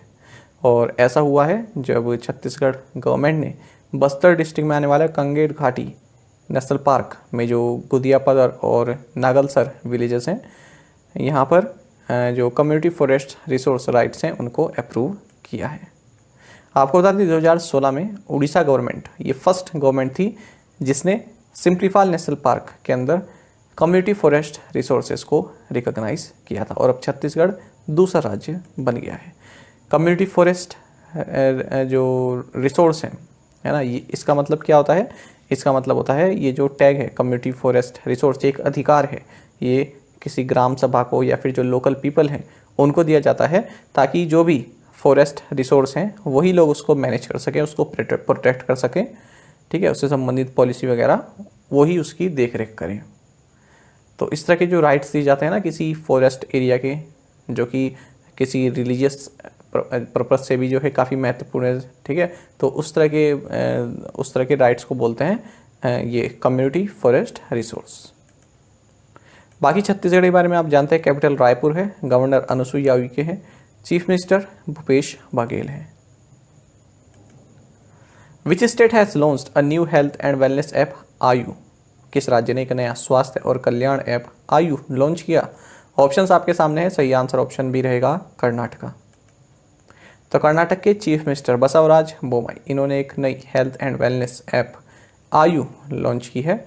किस लिए? To address and help heal chronic diseases and lifestyle disorders through yoga and meditation. तो जो भी क्रोनिक डिजीजेस हैं और लाइफस्टाइल डिसऑर्डर्स हैं उनको योगा और मेडिटेशन से सही करने के लिए। क्रोनिक डिजीजेस क्या होता है? क्रोनिक डिजीजेस वो होती हैं जो लंबी खिंचती हैं, जैसे कैंसर हो गया, टीबी हो गया, इस तरह की जो बीमारियां होती हैं ना जिनमें काफ़ी लंबा समय लगता है, जो लंबे टाइम तक खींचते हैं उन्हें बोलते हैं क्रोनिक डिजीजेस। बाकी ये ऐप जो है स्वामी विवेकानंद योगा अनुसंधान संस्थान द्वारा जो है बनाया गया है। अब देखिए इस तरह के जो पॉइंट्स होते हैं ना, ये हमें तो ऐड करने पड़ते हैं क्योंकि हम आपको कंटेंट दे रहे हैं। अब कोई एस्पिरेंट किसी दूसरी जगह पर पढ़ेगा तो वो देखेगा कि ये तो पॉइंट प्रोवाइड नहीं कराया। हालांकि अब ये देखिए जो स्टेट से संबंधित न्यूज़ है, केवल आपके लिए इतना इंपॉर्टेंट है, कर्नाटक के चीफ मिनिस्टर ने ये आयु ऐप लॉन्च की। अब ये किसके द्वारा बनाई गई है ऐप? ये आपके लिए, अगर आप कोई ऐसे इस तरह का एग्ज़ाम दे रहे हैं नेशनल लेवल का, है ना, तो उसको आप इस तरह की चीज़ें अपने आप से स्किप कर सकते हैं क्योंकि हम आपको पढ़ा रहे हैं, हम आपको करंट अफेयर्स मटेरियल दे रहे हैं, इसलिए हमारे लिए मैंडेटरी बन जाता है कि हम आपको ये पूरा लिख के दें, ये बताएं। फिर भी मैं कोशिश करता हूँ कि आपको उतना ही कंटेंट दें जितना आपके लिए महत्वपूर्ण है। हाँ, कोई एक्स्ट्रा डिटेल है जिससे आपका ज्ञान बढ़े वो मैं ज़रूर ऐड करता हूँ, फिर भले ही वो आपके एग्ज़ाम में क्यों ना पूछी जाए, पर यदि उससे आपका ज्ञान बढ़ रहा है, आपकी नॉलेज बढ़ रही है, जैसे मैंने आपकी अभी शेख हसीना वाली बात बताई ना, तो वो मैंने इसीलिए बताई, थोड़ा बहुत आपको जानकारी होनी चाहिए इस चीज़ में। हालांकि वो आपके पेपर के लिए महत्वपूर्ण नहीं है, पर आपको वो सुनकर भी एक अच्छा लगा हो कि हाँ कुछ हमने जाना बांग्लादेश की शेख हसीना जो प्राइम मिनिस्टर हैं उनके बारे में, क्या उनकी हिस्ट्री रही है, ठीक है। तो इस चीज़ को आप स्किप कर सकते हैं, पर ये मैंने आपको प्रोवाइड करा दिया है। बाकी कर्नाटक के बारे में आप जानते हैं कि गवर्नर थावरचंद गहलोत हैं, कैपिटल बेंगलुरु है और चीफ मिनिस्टर बसवराज बोम्मई है। Which edition of India Italy military cooperation group meeting was held at Rome Italy? Bharat Italy सैन्य सहयोग समूह के किस संस्करण की बैठक रोम इटली में आयोजित की गई? ऑप्शंस आपके सामने है, सही आंसर ऑप्शन डी रहेगा 11th। तो देखिए भारत और Italy military corporation group MCG, इसकी मीटिंग इटली में हुई है और ये 11th एडिशन इसका रहा है। तो दोनों ही देशों ने आपस में जो डिफेंस कोऑपरेशन है उसको किस तरह से बढ़ाया जाए इससे संबंधित वार्ता की है। चलिए आगे बढ़ेंगे। Who has joined as the director general National Informatics Centre? राष्ट्रीय सूचना विज्ञान केंद्र के महानिदेशक के पद पर किसने कार्यभार संभाला?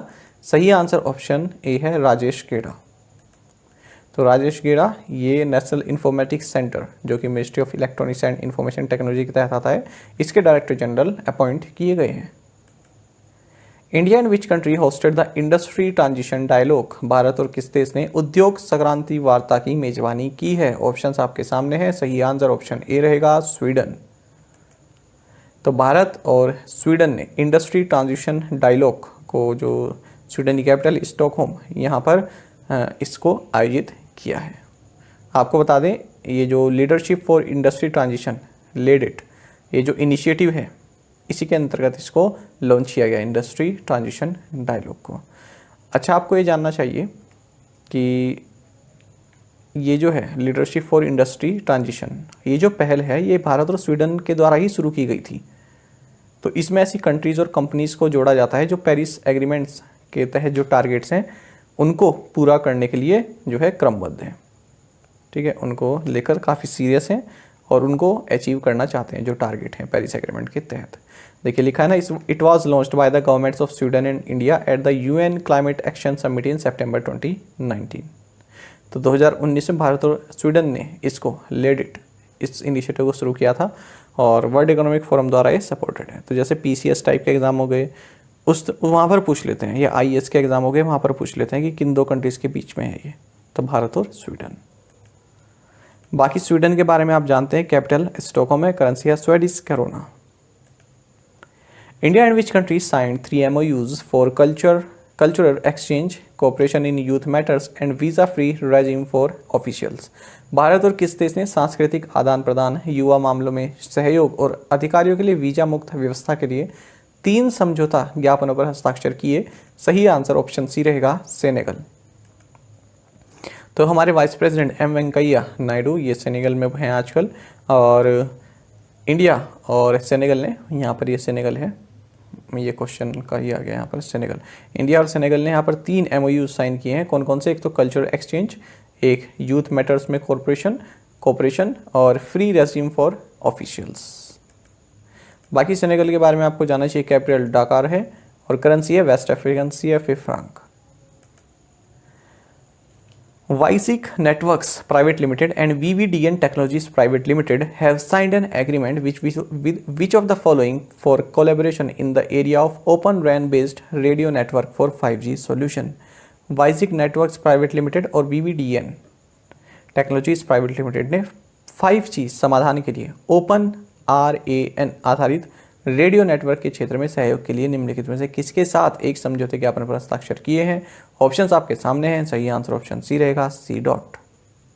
अब देखिए, जब भी ऑप्शन में नीति आयोग आ जाता है ना, तो मन में कहीं ना कहीं अगर आपने पढ़ाना हो तो एक आता है ना कि नीति आयोग शायद इसका आंसर हो जाए। तो इसलिए नीति आयोग जब भी आप पढ़े ना, जैसे मैंने आपको कई बार बताया कि एक जो इस तरह के टॉपिक होते हैं काफ़ी कन्फ्यूजिंग होते हैं, जैसे नीति आयोग हो गया, स्पोर्ट्स के हो गया, IITs वाले करंट अफेयर हो गए, इनको आप एक साइड में अलग पोर्शन बना के रखें अपनी नोटबुक में। नीति आयोग के जितने भी करंट अफेयर आएंगे उनको आप एक साइड में लगा के रखें, एक साइड में बनाते रहें उनको नोटबुक में, ठीक है। तो ये आपके जब आप रिवाइज करते हैं ना तो कन्फ्यूजन नहीं पैदा करता, हमेशा याद रहेगा आपको। तो उस लिस्ट में नीति आयोग भी ऐड कर लीजिए। IITs हो गया, नीति आयोग हो गया, और लक्ष्य सेन हो गया। लक्ष्य सेन से संबंधित 2-3 टूर्नामेंट ऐसे गए जिनमें वो काफ़ी चर्चा में रहे, कुछ हारे कुछ जो है जीते, है ना। PV सिंधु हो गई। तो इस तरह के आप जरूर अपने साइड में लिखते चला करें एक साथ।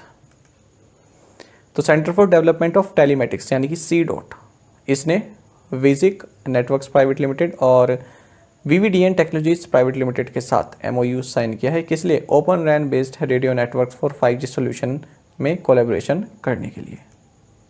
बाकी आप जानते हैं कि centre for development of telematics ये एक premier research and development centre है। किसके तहत? Department of telecommunication, ministry of communication, government of India. Forbes magazine has released which edition of the Forbes 30 Under 30 Asia List 2022?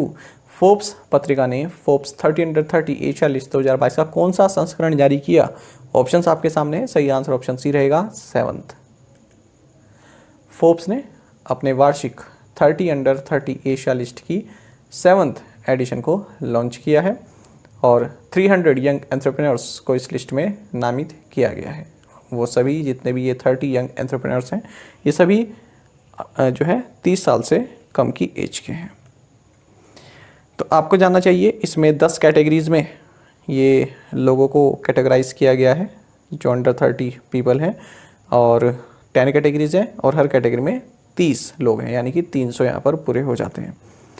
तो India जो है यहाँ पर in terms of the number of entries में जो है पहली पोजीशन पर है। India tops the list in terms of number of entries. सबसे ज़्यादा एंट्रीज भारत की ओर से हैं 61, उसके बाद सिंगापुर, फिर जापान, फिर ऑस्ट्रेलिया। यदि हम भारत की ओर से कुछ एंट्रीज के देखें तो मीडिया मार्केटिंग एंड एडवर्टाइजिंग इस कैटेगरी में रोहन नायक जो कि को फाउंडर है पॉकेट FM के, ये इसमें लिस्टेड हैं। सोशल इम्पैक्ट जो कैटेगरी है इसमें नाम्य महाजन, विशाल सुनील और सिद्धांत सचदेवा है, ये को फाउंडर हैं रॉकेट लर्निंग के, और शिव पारेख भी हैं HBeats के founder. Third global organic expo 2022 held in which city? तीसरा ग्लोबल ऑर्गेनिक एक्सपो 2022 किस शहर में आयोजित किया गया? सही आंसर ऑप्शन डी रहेगा, न्यू दिल्ली। तो थर्ड ग्लोबल ऑर्गेनिक एक्सपो 2022 ये Indian agriculture research institute New Delhi में कंक्लूड हुआ है और इसका थीम रहा profitability for humanity. India's digital payment market is expected to reach 10 trillion US dollar by which year according to the latest study by digital payments firm PhonePe and Boston Consulting Group. Digital भुगतान firm PhonePe और Boston Consulting Group के नवीनतम अध्ययन के अनुसार भारत का digital भुगतान बाजार किस वर्ष तक 10 ट्रिलियन डॉलर तक पहुंचने की उम्मीद है। सही आंसर ऑप्शन डी रहेगा 2026। ठीक है, तो 2026 तक भारत का जो डिजिटल पेमेंट मार्केट है ये 10 ट्रिलियन US डॉलर हो जाएगा, ऐसा कहा है PhonePe and Boston Consulting group ने। साथ ही उन्होंने भी कहा है कि भारत में जो टोटल ट्रांजैक्शन है उनका 40% फिलहाल डिजिटल माध्यम से हो रहा है। International Day of Innocent Children Victims of aggression is celebrated on which day. आक्रमण के शिकार मासूम बच्चों का अंतर्राष्ट्रीय दिवस किस दिन मनाया जाता है। ऑप्शंस आपके सामने हैं, सही आंसर ऑप्शन सी रहेगा जून 4। तो 4 जून को ये दिन मनाया जाता है International Day of Innocent Children Victims of Aggression. Name the chief operating officer of Facebook's parent company Meta who has decided to leave the company after serving 14 years. Facebook की मूल कंपनी मेटा के मुख्य परिचालन अधिकारी का नाम बताएं जिन्होंने 14 साल बाद कंपनी छोड़ने का फैसला लिया है। ऑप्शंस आपके सामने हैं, सही आंसर ऑप्शन सी रहेगा शेरिल सैंडबर्ग। देखिए मैं कहूँगा ये क्वेश्चन भी आपके लिए महत्वपूर्ण है, काफ़ी चर्चा में है। देखिए ये तो शेरिल सैंडबर्ग ये फेसबुक की पेरेंट कंपनी मेटा में चीफ ऑपरेटिंग ऑफिसर हैं और अब 14 साल बाद, इतना लंबा कैरियर होने के बाद अब इन्होंने एग्जिट करने का फैसला कर लिया है। 2008 में इन्होंने फेसबुक को ज्वाइन किया था। आपको बता दें जो टेक इंडस्ट्री है उसमें काफ़ी अच्छा इनका नाम है, मतलब काफ़ी पावरफुल वुमेन है ये टेक इंडस्ट्री में। जब फेसबुक शुरू में बहुत छोटी सी कंपनी थी तब इन्होंने ही उसको जो है काफ़ी प्रॉफिटेबल बनाने में काम किया। ये बात खुद मार्क जुकरबर्ग ने बोली है कि इन्हीं से सीखा है किस तरह से ग्रो करना चाहिए, क्योंकि जो एडवर्टाइजिंग वाला डिपार्टमेंट था, एडवर्टाइजमेंट जो बिजनेस है उसको किस तरह से प्रॉफिटेबल बनाए उसके पीछे काम इन्होंने ही किया था। पर ये नाम कभी सामने निकल कर नहीं आया, केवल वही जानते हैं जो बड़े बड़े जो टैक्स से संबंधित लोग होते हैं, है ना, आम आदमी क्या जाने। तो ये जो है काफ़ी महत्वपूर्ण पर्सन रही इस कंपनी की और अब ये एग्जिट कर रही हैं। आपको बता दें इनकी जगह अब लेंगे Javier Olivan. Who defeated Casper Ruud 6-3, 6-3, 6-0 to win French Open 2022 men's singles final. Casper Ruud को 6-3, 6-3, 6-0 से हराकर फ्रेंच ओपन 2022 पुरुष एकल फाइनल किसने जीता है। ऑप्शंस आपके सामने हैं और सही आंसर ऑप्शन ए रहेगा Rafael Nadal. Rafael Nadal Spain से हैं। इन्होंने नॉर्वे के कैस्पर रूट को 6-3, 6-3, 6-0 से हराकर फ्रेंच ओपन टूर्नामेंट जीत लिया है, जिसको रोलैंड गैरोस भी बोलते हैं। आपको बता दें ये राफेल नडाल का 14th रोलैंड गैरोस टाइटल है, यानी कि फ्रेंच ओपन टाइटल है और ओवरऑल इनका ये 22वां ग्रैंड स्लैम टाइटल है। रोलैंड गैरोस ये फ्रांस के जो है जो फाइटर पायलट रहे हैं, तो उन्हीं के नाम पर फ्रेंच ओपन को जो है बोला जाता है। ये अपने आप में एक क्वेश्चन है, कई बार एसएससी ऐसे एग्जाम में पूछा जाता है कि रोलैंड गैरोस के नाम से किस ग्रैंड स्लैम टाइटल को बोला जाता है, तो सही आंसर होगा उसमें French open. Grand slam titles होते हैं ना, सबसे पहले ऑस्ट्रेलियन ओपन आता है किसी भी साल के शुरुआत में, उसके बाद आता है फिर आपका फ्रेंच ओपन मई के अंत में और जून के पहले वीक तक चलता है। उसके बाद आता है विंबलडन, ये जून के लास्ट में आता है और जुलाई तक चलता है, जुलाई के फर्स्ट या सेकेंड वीक तक। और विंबलडन के बाद लास्ट में आता है साल का अंतिम कौन सा होता है, यूएस ओपन, ये अगस्त सितंबर में होता है। आपको जानना चाहिए कि ऐसा पहली बार हुआ है जब किसी एक साल में राफेल नडाल ने ऑस्ट्रेलियन और फ्रेंच ओपन, जो कि साल के शुरुआती 2 ग्रैंड स्लैम हैं, इन दोनों को जीता है। साथ ही 36 साल की उम्र में ये ओल्डेस्ट पर्सन बन गए हैं जिन्होंने फ्रेंच ओपन टाइटल जीता है। और आपको जानना चाहिए इन्हें किंग ऑफ क्ले बोलते हैं, क्योंकि इनका जो इनकी मतलब इस पर पकड़ है फ्रेंच ओपन पे, क्योंकि जो फ्रेंच ओपन है एक क्ले पर खेला जाता है, मिट्टी पर, तो इसलिए इनको बोला जाता है king of clay.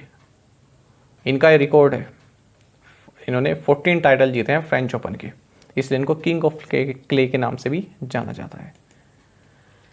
Renowned santoor player Bhajan Sopori passed away recently. He belonged to which घराना of Indian classical music? प्रसिद्ध संतूर वादक भजन सोपोरी का हाल ही में निधन हो गया। वह भारतीय शास्त्रीय संगीत के किस घराने से संबंधित थे? ऑप्शंस आपके सामने है। सही आंसर ऑप्शन डी रहेगा, सूफियाना घराना। तो जाने माने संतूर प्लेयर भजन सोपोरी, इनका हाल ही में 73 वर्ष की उम्र में निधन हो गया है। आपको जानना चाहिए श्रीनगर में इनका जन्म हुआ था और सूफियाना घराना ऑफ कश्मीर से ये बिलोंग करते थे। इनको संत ऑफ संतूर या फिर किंग ऑफ स्ट्रिंग के नाम से भी जाना जाता है। कई अवार्ड्स इनको मिले। 2004 में पद्मश्री, फिर 1992 में संगीत नाटक एकेडमी अवार्ड और Jammu and Kashmir state life time achievement award भी इन्हें मिल चुका है। 2011 में 5 रुपीज़ के स्टैम्प के साथ भी इनको सम्मानित किया गया था। आपको जानना चाहिए इन्होंने एक म्यूज़िक एकेडमी भी चलाई जिसका नाम है सामापा, यानी कि Sopori academy for music and performing arts. और हाल ही में हमने देखा था कि महान संतूर वादक पंडित शिव कुमार शर्मा, इनका भी हाल ही में निधन हो गया। तो दोनों ही संतूर प्लेयर हैं और दोनों ही का हाल ही में निधन हो गया है। What is the theme of world environment day 2022? 5 जून को मनाए जाने वाले विश्व पर्यावरण दिवस 2022 का क्या थीम रहा, क्या विषय रहा? ऑप्शंस आपके सामने है। सही आंसर ऑप्शन ए रहेगा, only one earth. United Nations Environment Programme UNEP द्वारा हर साल 5 जून को वर्ल्ड एनवायरनमेंट डे मनाया जाता है। कब से मनाते आ रहे हैं? 1973 से, 1973 से। और हर साल कोई ना कोई कंट्री इस इवेंट को होस्ट करता है और इस बार वर्ल्ड एनवायरनमेंट डे होस्ट कर रहा है स्वीडन। आपको जानना चाहिए इस बार 2022 में इसका थीम है ओनली वन अर्थ। साथ ही आपको जानना चाहिए ओनली वन अर्थ, ये जो 1972 में स्टॉकहोम में जो first United Nations conference on the human environment हुई थी, उसका स्लोगन था ये ओनली वन अर्थ, और इस साल इसको थीम बनाया गया है। बाकी आपको ये भी जानना चाहिए कि 5 जून को ही international day for the fight against illegal unreported and unregulated fishing के रूप में भी मनाया जाता है। Which private airline in India was slapped with a fine of ₹10 lakh by the directorate general of civil aviation for violating landing norms? Landing मानदंडों का उल्लंघन करने के लिए भारत में किस निजी एयरलाइन को 10 लाख को नागरिक उड्डयन महानिदेशालय द्वारा 10 लाख रुपए का जुर्माना लगाया गया है? ऑप्शंस आपके सामने हैं और सही आंसर ऑप्शन भी रहेगा विस्तारा। तो director general of civil aviation DGCA, इसने विस्तारा पर 10 लाख रुपए का फाइन लगाया है। क्यों लगाया है? क्योंकि जो को पायलट है उसने इंदौर में जो एयरक्राफ्ट को लैंड कराया वो उस कैप्टन के सुपरविजन में कराया जो कि सिमुलेटर ट्रेनिंग जिसने नहीं ली हुई थी। बाकी आपको जानना चाहिए विस्तारा के बारे में। टाटा सिया एयरलाइंस लिमिटेड ये विस्तारा के नाम से ऑपरेट करता है और ये इंडियन फुल सर्विस एयरलाइन है, गुड़गांव में स्थित है। आपको बता दें ये जॉइंट वेंचर है टाटा सन्स और सिंगापुर एयरलाइंस के बीच में। बाकी हाल ही हमने ये पढ़ा था कि फॉल्टी सिमुलेटर पर ट्रेनिंग देने के कारण DGCA ने स्पाइस जेट पर भी 10 लाख रुपए का जुर्माना लगाया था। विच bank has tied up with Accenture for digital transformation? Digital परिवर्तन के लिए किस बैंक ने एक्सेंचर के साथ करार किया? ऑप्शंस आपके सामने है। सही आंसर ऑप्शन डी रहेगा, HDFC बैंक।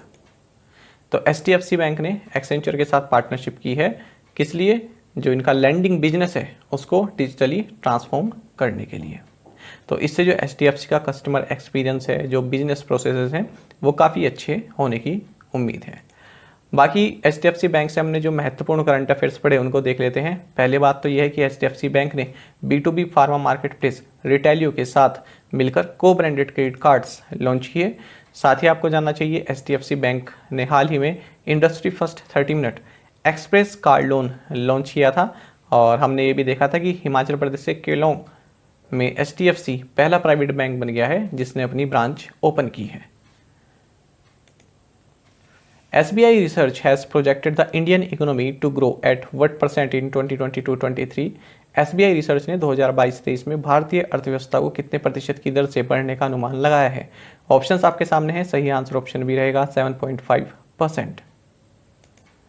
तो SBI Research ने कहा है कि जो 2023 में जो इंडियन इकोनॉमी है वो 7.5% से ग्रो करेगी, यानी कि इसने पहले 7.3 बताया था, अब 7.5 का है। 20 बेसिस पॉइंट इसने जो है बढ़ा दिए हैं, अपवर्ड किए हैं। बाकी आपको बता दें ऑफिशियल डाटा के हिसाब से फिजिकल ईयर 2022 यानी कि 2021-22 में जो भारत की इकोनॉमी है इस 8.7% से ग्रो की है। Kotak investment advisers launched which investment management platform. Kotak investment advisers ने कौन सा निवेश प्रबंधन मंच लॉन्च किया? ऑप्शंस आपके सामने है, सही आंसर ऑप्शन बी होगा कोटक चेरी। तो कोटक इन्वेस्टमेंट एडवाइजर्स लिमिटेड जो कि कोटक महिंद्रा बैंक की सब्सिडरी है, इसने एक इन्वेस्टमेंट मैनेजमेंट प्लेटफॉर्म लॉन्च किया है जिसका नाम है Kotak cherry.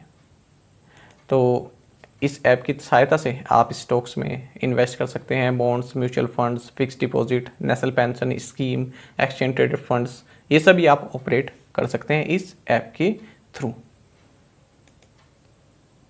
Eega Swiatek beat Coco Gauff to win French Open 2022 women's singles final. Iga belongs to which country? Iga Swiatek ने कोको गॉफ को हराकर फ्रेंच ओपन 2022 महिला एकल फाइनल जीता है। आपको बताना है ईगा किस देश से है। ऑप्शंस आपके सामने है, सही आंसर ऑप्शन बी है पोलैंड। 2-3 एग्जाम में देखा गया कि इनकी कंट्री पूछी गई है, क्योंकि ये लगातार कई टाइटल्स जीतती आ रही हैं, तो इनकी कंट्री जो है पूछा जाता है। तो याद रखिएगा पोलैंड की है ये। तो ईगा स्वियाटेक पोलैंड की है। इन्होंने फ्रेंच ओपन, जिसे मैंने आपको जैसा कि बताया रोलैंड गैरोस भी बोलते हैं, तो इसके वीमेंस का जो टाइटल है उसको जीत लिया है, और ये इनका सेकंड रोलैंड गैरोस टाइटल है। किसे हराया इन्होंने? अमेरिकन प्लेयर कोको गॉफ को हराया है। आपको जानना चाहिए इस साल ईगा ने Qatar Open, Indian Wells Masters, Miami Open, Stuttgart Open और इटालियन ओपन जीते हैं। साथ ही आपको बता दें कि इन्होंने जो है अब 35 कंसेक्यूटिव विन जीती हैं, लगातार 35वीं विन इनकी ये रही है, और वीनस विलियम का ये रिकॉर्ड रहा पहले, उसके जो है बराबरी कर ली है। लगातार 35 विन की जो बराबरी है उन्होंने कर ली है। वैसे अगर हम बात करें ओवरऑल शुरू से लेकर अब तक, तो ये मार्टिना नवरात्रिलोवा रही हैं। इनके पास सबसे ज़्यादा टाइटल है, यानी कि कॉन्जिक्यूटिव इन्होंने 74 मैच जीते हैं कॉन्जिक्यूटिव। तो ये अपने आप में एक रिकॉर्ड है, 1984 में रिकॉर्ड बनाया था। Which country is planning to build the world's largest petroleum research centre by the end of the year? कौन सा देश इस वर्ष के अंत तक दुनिया का सबसे बड़ा पेट्रोलियम अनुसंधान केंद्र बनाने की योजना कर रहा है? ऑप्शंस आपके सामने है, सही आंसर ऑप्शन बी रहेगा कुवैत। तो कुवैत ने कहा है कि हम इस साल के यानी कि 2022 के अंत तक वर्ल्ड का लार्जेस्ट पेट्रोलियम रिसर्च सेंटर बना देंगे। इसमें 28 लैबोरेटरीज रहेंगी, और अल अहमदी जो कि साउथ में है कुवैत सिटी के, यहाँ पर इसको बिल्ड किया जाएगा। बाकी आपको जानना चाहिए कुवैत की कैपिटल कुवैत सिटी है, और करेंसी है कुवैती दिनार। World health Organization has partnered with government of each state to create health accounts. Options आपके सामने हैं। पूछ रहे हैं कि विश्व स्वास्थ्य संगठन ने हेल्थ अकाउंट बनाने के लिए किस राज्य की सरकार के साथ भागीदारी की? सही आंसर ऑप्शन बी रहेगा राजस्थान। तो राजस्थान फर्स्ट स्टेट है जिसने हेल्थ अकाउंट्स को इंस्टीट्यूटलाइजेशन करने की जो है कोशिश की है। तो इससे क्या होगा, जो भी हेल्थ एक्सपेंडिचर्स हैं उनको रेगुलरली ट्रैक किया जा सकता है और मॉनिटर किया जा सकता है। तो इसके तहत जो WHO है वो राजस्थान गवर्नमेंट का जो ये एफर्ट है उसको फाइनेंशियल और टेक्निकल सपोर्ट प्रोवाइड कराएगा। Who was awarded doctor V Shantaram life time achievement award at 17th Mumbai international film festival of India? 17वें Mumbai international film festival of India में doctor V Shantaram life time achievement award से किसे सम्मानित किया गया? Options आपके सामने हैं, सही आंसर ऑप्शन सी रहेगा संजीत नार्वेकर। तो Mumbai international film festival of India का 17th एडिशन आयोजित किया जा रहा है, और इसमें जाने माने ऑथर और documentary film maker Shri Sanjit Narvekar, इनको doctor V Shantaram life time achievement award दिया गया है, और इसमें कैश प्राइज मिला इन्हें 10 लाख रुपीज़ का। Name the Indian radio jockey who has been awarded the 01 best content award by the UNICEF. उस भारतीय रेडियो जॉकी का नाम बताइए जिसे यूनिसेफ द्वारा 1 बेस्ट कंटेंट अवार्ड सम्मानित किया गया? ऑप्शंस आपके सामने हैं। सही आंसर ऑप्शन डी रहेगा आरजे उमर निसार। तो रेडियो जॉकी हैं उमर निसार, आरजे उमर, साउथ कश्मीर से हैं, भारत से, और इन्हें वन बेस्ट कंटेंट अवार्ड और इम्यूनाइजेशन चैंपियन अवार्ड दिया गया है यूनिसेफ के द्वारा। कहाँ पर? मुंबई में जो annual radio for child 2022 awards ceremony में। The prime ministers employment generation programme has been approved for continuation till which financial year? प्रधानमंत्री रोजगार सृजन कार्यक्रम को किस वित्तीय वर्ष तक जारी रखने की मंजूरी दी गई है? ऑप्शंस आपके सामने हैं। सही आंसर ऑप्शन सी रहेगा 2025-26। यहाँ पर एक बात याद रखिएगा, जनवरी से लेकर अब तक, यदि आपके पास हमारी पीडीएफ है या फिर आप जहाँ से भी पढ़ते हो, उनमें ये देखिएगा कि कौन कौन सी योजनाएं आगे एक्सटेंड की गई हैं। एक साइड कॉपी के 2 पार्ट कीजिएगा, मतलब पेज के 2 पार्ट कीजिएगा, बीच में लाइन मारिएगा, स्कीम इधर लिखेगा और किस साल तक एक्सटेंड की गई, 2025 तक, 26 तक या 24 तक, ऐसे लिखेगा। फिर उसके बारे में हल्की सी 2 लाइन की डिटेल लिखेगा, किस साल लॉन्च की गई थी और कहाँ पर लॉन्च की गई थी, क्या एज, अगर उस स्कीम में एज की कोई लिमिट है वो एज क्या है। तो यही स्कीम पूछी जाएंगी आपके आने वाले एग्जाम में, जो कि एक्सटेंड की जा रही, क्योंकि न्यूज़ में है ना, सेम हमने आरबीआई ग्रेड बी के पेपर में देखा था, वही स्कीम पूछी गई जिन्हें एक्सटेंड किया गया है, उन्हीं के बारे में बेसिक चीज़ें पूछी गई थी। तो आपको सारी स्कीम पढ़ने की जरूरत नहीं है, केवल इतना पढ़िए, जनवरी से लेकर अब तक की जो भी स्कीम्स एक्सटेंड की गई हैं या फिर जो चर्चा में रही है, केवल उनको पढ़िए। Prime ministers employment generation programme, इसको फाइनेंशियल ईयर 2025-26 तक के लिए जो है अप्रूव कर दिया गया है कि ये चलती रहेगी, और इस बीच इसका जो बजट आएगा वो 13,554.42 करोड़ रुपए का रहेगा। आपको बता दें ये स्कीम 40 लाख पर्सन्स के लिए इन 5 फाइनेंशियल ईयर्स में जॉब की अपॉर्चुनिटी पैदा करेगी, ऐसा सरकार ने कहा है। और इसमें जो मैक्सिमम प्रोजेक्ट कॉस्ट है मैन्युफैक्चरिंग यूनिट्स के लिए वो 25 लाख से, जो फिलहाल है 50 लाख कर दिया जाएगा, और सर्विस यूनिट्स के लिए 10 लाख से 20 लाख रुपए कर दिया जाएगा। बाकी आपको जानना चाहिए जो स्कीम है prime ministers employment generation programme, इसको मिनिस्ट्री ऑफ एमएसएमई द्वारा इम्प्लीमेंट किया जाता है, और इस स्कीम के लिए जो नोडल एजेंसी है ये KVIC है। तो इसमें जो अनएम्प्लॉयड यूथ हैं पूरे देश में, उनको जो है एम्प्लॉयमेंट अपॉर्चुनिटीज प्रोवाइड कराई जाती हैं। SEBI has imposed a penalty of how much amount on IIFL for misusing client securities? SEBI ने IIFL पर क्लाइंट सिक्योरिटीज के दुरुपयोग के लिए कितनी राशि का जुर्माना लगाया है? ऑप्शंस आपके सामने हैं। सही आंसर ऑप्शन ए रहेगा 1 करोड़ रुपीस। तो कैपिटल मार्केट रेगुलेटर SEBI, इसने इंडिया इन्फोलाइन प्राइवेट लिमिटेड पर क्लाइंट सिक्योरिटीज के मिस यूटिलाइजेशन के लिए 1 करोड़ रुपए की पेनल्टी लगाई है। बाकी आपको जानना चाहिए एक दूसरा ऑर्डर भी इसने जारी किया, जहां पर इसने 5 लाख रुपए की पेनल्टी लगाई राजेंद्र कुमार चौकनी HUF पर। साथ ही इसने 10.9 करोड़ रुपए की पेनल्टी भी लगाई है 7 एंटिटीज पर, जिनमें की टेलीडेटा टेक्नोलॉजी सॉल्यूशंस लिमिटेड भी शामिल है। Which crypto investing app has launched the India's first crypto rupee index CRE8? किस क्रिप्टो निवेश ऐप ने भारत का पहला क्रिप्टो रुपया इंडेक्स CR8 लॉन्च किया? ऑप्शंस आपके सामने। सही आंसर ऑप्शन डी रहेगा कॉइनस्विच। देखिए इंडिया का लार्जेस्ट क्रिप्टो इन्वेस्टिंग ऐप है कॉइनस्विच, इसने क्रिप्टो रूपी इंडेक्स CRE8 इसको लॉन्च किया है, और ये इंडिया का फर्स्ट बेंचमार्क इंडेक्स है जो Indian rupee based crypto market की परफॉर्मेंस को जो है मेजर करता है। बाकी आपको जानना चाहिए कॉइनस्विच के को-फाउंडर आशीष सिंघल हैं। India and which country agreed to enhance defence cooperation? Bharat और कौन सा देश रक्षा सहयोग बढ़ाने पर सहमत हुआ? सही आंसर ऑप्शन ए रहेगा इजराइल। तो इजराइल के जो डिफेंस मिनिस्टर है बेंजामिन गांट्स, ये न्यू दिल्ली में जो है विजिट किए, और यहाँ पर जो भारत के डिफेंस मिनिस्टर हैं राजनाथ सिंह, इन्होंने बेंजामिन गांट्स ने जो है दोनों ने डिफेंस कोऑपरेशन के लिए MOU साइन किया है।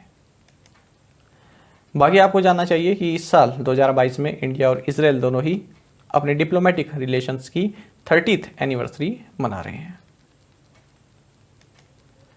Name the former West Indies skipper who was conferred Sitara A Pakistan award. West Indies के पूर्व कप्तान का नाम बताइए जिन्हें सितारा ए पाकिस्तान पुरस्कार से सम्मानित किया गया। ऑप्शंस आपके सामने हैं, सही आंसर ऑप्शन सी रहेगा डैरेन सैमी। तो फॉर्मर वेस्ट इंडीज स्कीपर यानी कैप्टन डैरेन सैमी, इन्हें सितारा ए पाकिस्तान अवार्ड से सम्मानित किया गया है। किस लिए? जो पाकिस्तान में इंटरनेशनल क्रिकेट फिर से शुरू हुआ है उसमें कंट्रीब्यूशन के लिए। Which insurance company has launched new life insurance product named बीमा रत्न? किस बीमा कंपनी ने बीमा रत्न नाम से नया जीवन उत्पाद लॉन्च किया? ऑप्शंस आपके सामने है, सही आंसर ऑप्शन बी रहेगा लाइफ इंश्योरेंस कॉर्पोरेशन। तो एक नया लाइफ इंश्योरेंस प्रोडक्ट जिसका नाम बीमा रत्न है, इसको लॉन्च किया गया है लाइफ इंश्योरेंस कॉर्पोरेशन के द्वारा। ये प्रोटेक्शन और सेविंग दोनों तरह के प्लान एक ही स्कीम में प्रोवाइड कराता है। तो यहाँ पर देख भी सकते हैं, this new insurance plan provides financial assistance to the policy holder's family due to the untimely death of the policy holder during the policy term as well as periodic payments. LIC की बात करें तो इसकी स्थापना 1956 को ही, headquarters Mumbai Maharashtra में, chairman MR Kumar हैं। अच्छा, आपको 2 पॉइंट्स यहाँ पर जानना चाहिए। एक तो 1818 में ओरिएंटल लाइफ इंश्योरेंस कंपनी, ये फर्स्ट लाइफ इंश्योरेंस कंपनी बनी जिसने कि भारत की जमीन पर फंक्शन करना शुरू किया। और 1870 में Bombay mutual life assurance company, ये first Indian life insurance company बनी जिसने जो है बिजनेस करना शुरू किया। तो यहाँ पर तो केवल फर्स्ट लाइफ इंश्योरेंस कंपनी है और ये है first Indian life insurance company. तो ये दोनों पॉइंट भी आप याद रखिएगा। World food safety day is celebrated on which day? विश्व खाद्य सुरक्षा दिवस किस दिन मनाया जाता है? सही आंसर ऑप्शन सी रहेगा जून 7। तो वर्ल्ड फूड सेफ्टी डे ये हर साल 7 जून को मनाया जाता है और इस बार 2022 में इसका थीम है सेफर फूड बेटर हेल्थ। आपको जानना चाहिए यूनाइटेड नेशंस जनरल असेंबली द्वारा साल 2018 में वर्ल्ड फूड सेफ्टी डे मनाने का ऐलान किया था। The world's first fishing cat census done in which lake? विश्व की पहली फिशिंग कैट गणना किस झील में की गई? ऑप्शंस आपके सामने हैं, सही आंसर ऑप्शन बी रहेगा चिलिका लेक। तो चिलिका डेवलपमेंट अथॉरिटी ने द फिशिंग कैट प्रोजेक्ट के साथ मिलकर वर्ल्ड की फर्स्ट फिशिंग कैट सेंसस ये चिलिका लेक उड़ीसा में कंडक्ट की है। आपको बता दें चिलिका लेक एशिया की लार्जेस्ट ब्रैकिश वाटर लेगून है। तो यहाँ पर हुई है ये वर्ल्ड की फर्स्ट फिशिंग कैट सेंसस। जो भी इस तरह के करंट अफेयर्स होते हैं ना जिसमें इंडिया का फर्स्ट या फिर वर्ल्ड का फर्स्ट इस तरह से क्वेश्चन आ जाए तो वो आपके लिए महत्वपूर्ण होता है। इनको भी आप एक अलग से सेक्शन बनाकर अपनी नोटबुक में जो है नोट करते रहे ताकि आप आसानी से इनको याद रख सके जब आपका एग्जाम टाइम आए तब। तो एक सेक्शन आपके नोटबुक में ऐसा होना चाहिए कि उसमें केवल यही रहे, वर्ल्ड का फर्स्ट यहाँ पर लॉन्च हुआ, इंडिया का फर्स्ट यहाँ पर हुआ, इस तरह से। बाकी सेंसस में पाया गया कि जो ये चिलिका लेक है इसमें 176 फिशिंग कैट्स मौजूद हैं। Airtel payments bank has partnered with which finance company to offer gold loans on Airtel thanks app? Airtel payments bank ने एयरटेल थैंक्स ऐप पर गोल्ड लोन देने के लिए किस फाइनेंस कंपनी के साथ साझेदारी की है? ऑप्शंस आपके सामने हैं, सही आंसर ऑप्शन बी रहेगा मुथूट फाइनेंस। तो एयरटेल पेमेंट्स बैंक के जो कस्टमर हैं यदि वो मुथूट फाइनेंस से गोल्ड लोन चाहते हैं तो एयरटेल थैंक्स ऐप से ही वो मुथूट फाइनेंस से गोल्ड लोन प्राप्त कर सकते हैं।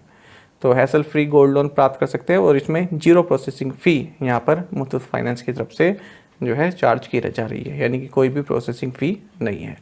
बाकी आपको जानना चाहिए एयरटेल पेमेंट्स बैंक के बारे में। CEO अनुब्रता विश्वास हैं, हेडक्वार्टर्स न्यू दिल्ली में है, टैगलाइन है banking is now at your finger tips या फिर India's first payment bank. Airtel payment bank से संबंधित हमने करंट अफेयर ये पढ़ा था कि हाल ही में इसे शेड्यूल बैंक का दर्जा दिया गया है। साथ ही एयरटेल पेमेंट बैंक ने फिक्स्ड डिपॉजिट फैसिलिटी ऑफर करने के लिए इंडसइंड बैंक के साथ समझौता किया है, पार्टनरशिप की है। Har Ghar Dastak campaign 2.0 has been launched by which ministry? Har Ghar Dastak अभियान 2.0 किस मंत्रालय द्वारा शुरू किया गया? ऑप्शंस आपके सामने हैं, सही आंसर ऑप्शन सी रहेगा ministry of health and family welfare. तो हर घर दस्तक कैंपेन 2.0 जिसका मकसद है कोविड-19 वैक्सीन की कवरेज को बढ़ाना और जिस स्पीड से ये वैक्सीन चल रही हैं उस स्पीड को बढ़ाना सभी स्टेट्स में और यूनियन टेरिटरीज़ में। जो वैक्सीन करने की जो रफ्तार है उसको बढ़ाना। आपको बता दें कि हर घर दस्तक कैंपेन, इसको ministry of health and family welfare ने नवंबर 2021 में लॉन्च किया था। तो इसी की तर्ज पर अब हर घर दस्तक 2.0 इसको भी किया जा रहा है 1 जून 2022 से 31 जुलाई 2022 तक। तो मकसद यही रहेगा कि जो भी एलिजिबल पॉपुलेशन है, चाहे वो फर्स्ट या सेकंड या फिर प्रिकॉशन डोज के लिए एलिजिबल है, तो डोर टू डोर कैंपेन चलाया जाए कि वो वैक्सीनेट अपने आप को करवा लें। नादी या नदी आप कह सकते हैं, international river conference inaugurated in which city. So नदी जो अंतर्राष्ट्रीय नदी सम्मेलन का उद्घाटन किस शहर में हुआ है? सही आंसर ऑप्शन सी रहेगा, गुवाहाटी। तो देखिए, external affairs minister S Jaishankar, इन्होंने NADI नदी आप कह सकते हैं, यानी कि natural allies in development and interdependence, ये इसका मतलब होता है। तो एक इंटरनेशनल रिवर कॉन्फ्रेंस है, इसको गुवाहाटी आसाम में इनोग्रेट किया है। बाकी आपको जानना चाहिए इस कॉन्फ्रेंस को होस्ट किया गया एशियन कॉन्फ्रेंस के द्वारा, जो कि शिलोंग बेस्ड थिंक टैंक है, और union external affairs ministry, Assam governments act, east policy affairs department और नॉर्थ ईस्टर्न काउंसिल के द्वारा। अच्छा, गुवाहाटी भी काफ़ी चर्चा में रहा। दो मुख्य न्यूज़ हम यहाँ पर देखेंगे जो हमने MCQ फॉर्मेट में भी देखी थी। एक तो ये कि जो यूनियन मिनिस्टर है स्मृति ईरानी, इन्होंने zonal conference on women and child development ministry schemes, इसकी अध्यक्षता की है। कहाँ पर? गुवाहाटी में हुई है, जोनल कॉन्फ्रेंस और women and child development ministry schemes की। और दूसरा ये कि IIT गुवाहाटी ने जो NTPC है इसके साथ पार्टनरशिप की। किस लिए? CO2 कैप्चर करने के जो प्लांट्स हैं उनके डेवलपमेंट के लिए। तो ये दोनों आप याद रखेंगे। The size of the reserve bank's balance sheet has increased by what % during 2021-22 as per RBI's annual report 2021-22। RBI की वार्षिक रिपोर्ट 2021-22 के अनुसार 2021-22 के दौरान रिजर्व बैंक की बैलेंस शीट में कितने प्रतिशत की वृद्धि हुई है? ऑप्शंस आपके सामने हैं। सही आंसर ऑप्शन डी रहेगा 8.46%। तो रिजर्व बैंक ऑफ इंडिया की जो एनुअल रिपोर्ट है 2021-22 की, उसमें ये सामने आया है कि जो बैलेंस शीट थी वो मार्च 31 2021 तक तो आपकी 57 लाख, ठीक है, और 7,669 करोड़ की थी। और अब अगर हम बात करें मार्च 31 2022 की, तो ये 61,90,302 करोड़ की हो गई है। यानी कि अगर इन दोनों का आप अंतर देखें तो ये कितना बनता है? 4,82,633 करोड़ रुपए का, यानी कि 8.46% का इंक्रीज यहाँ पर देखने के लिए मिला है।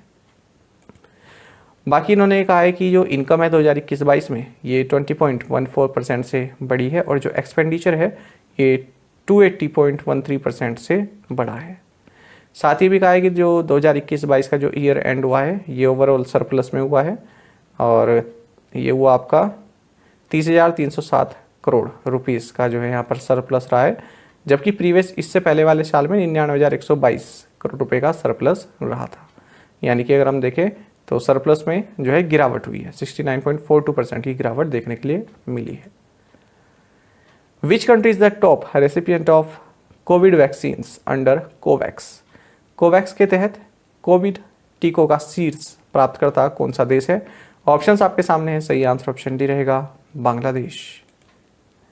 तो बांग्लादेश जो है टॉप रेसिपिएंट रहा है कोविड-19 वैक्सीन डोजेस का अंडर कोवैक्स, मतलब यानी कि एक साल में कोवैक्स के थ्रू जिसने सबसे ज़्यादा वैक्सीन ली हैं वो है बांग्लादेश। तो यूनिसेफ ने लगभग 190 मिलियन डोजेस यहाँ पर बांग्लादेश को डिलीवर किए हैं। आप सभी जानते हैं कोवैक्स जो कि एक ग्लोबल इनिशिएटिव है जिसको संचालित कर रहे हैं coalition for epidemic preparedness innovation, Gavi the vaccine alliance, world health organisation, और जो यूनिसेफ है ये इसमें डिलीवरी पार्टनर है।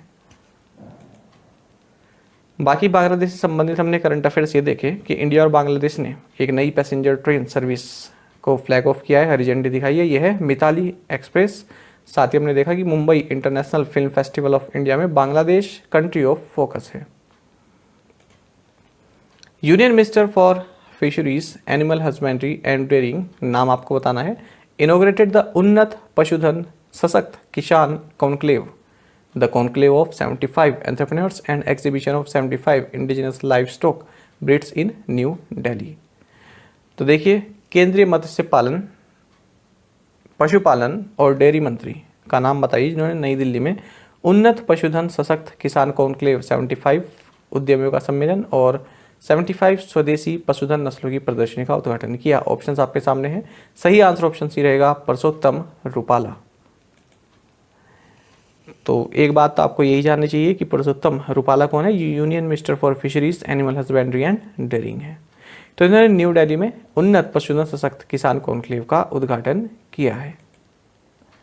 Who has been named as the first Indian origin woman to be appointed as an external member of the Bank of England's interest rate setting committee? पूछ रहे हैं कि बैंक ऑफ इंग्लैंड की ब्याज दर निर्धारण समिति के बाहरी सदस्य के रूप में नियुक्त होने वाली पहली भारतीय मूल की महिला के रूप में किसे नामित किया गया। ऑप्शंस आपके सामने हैं। सही आंसर ऑप्शन सी रहेगा, स्वाति ढींगरा। तो यूके बेस्ड एकेडमिक हैं डॉक्टर स्वाति ढींगरा। ये फर्स्ट इंडियन ओरिजिन वुमेन बन गई हैं जिन्हें बैंक ऑफ इंग्लैंड की जो इंटरेस्ट रेट सेटिंग कमेटी है इसमें एक्सटर्नल मेंबर अपॉइंट किया गया है और ये माइकल सॉन्डर्स की जगह लेंगी।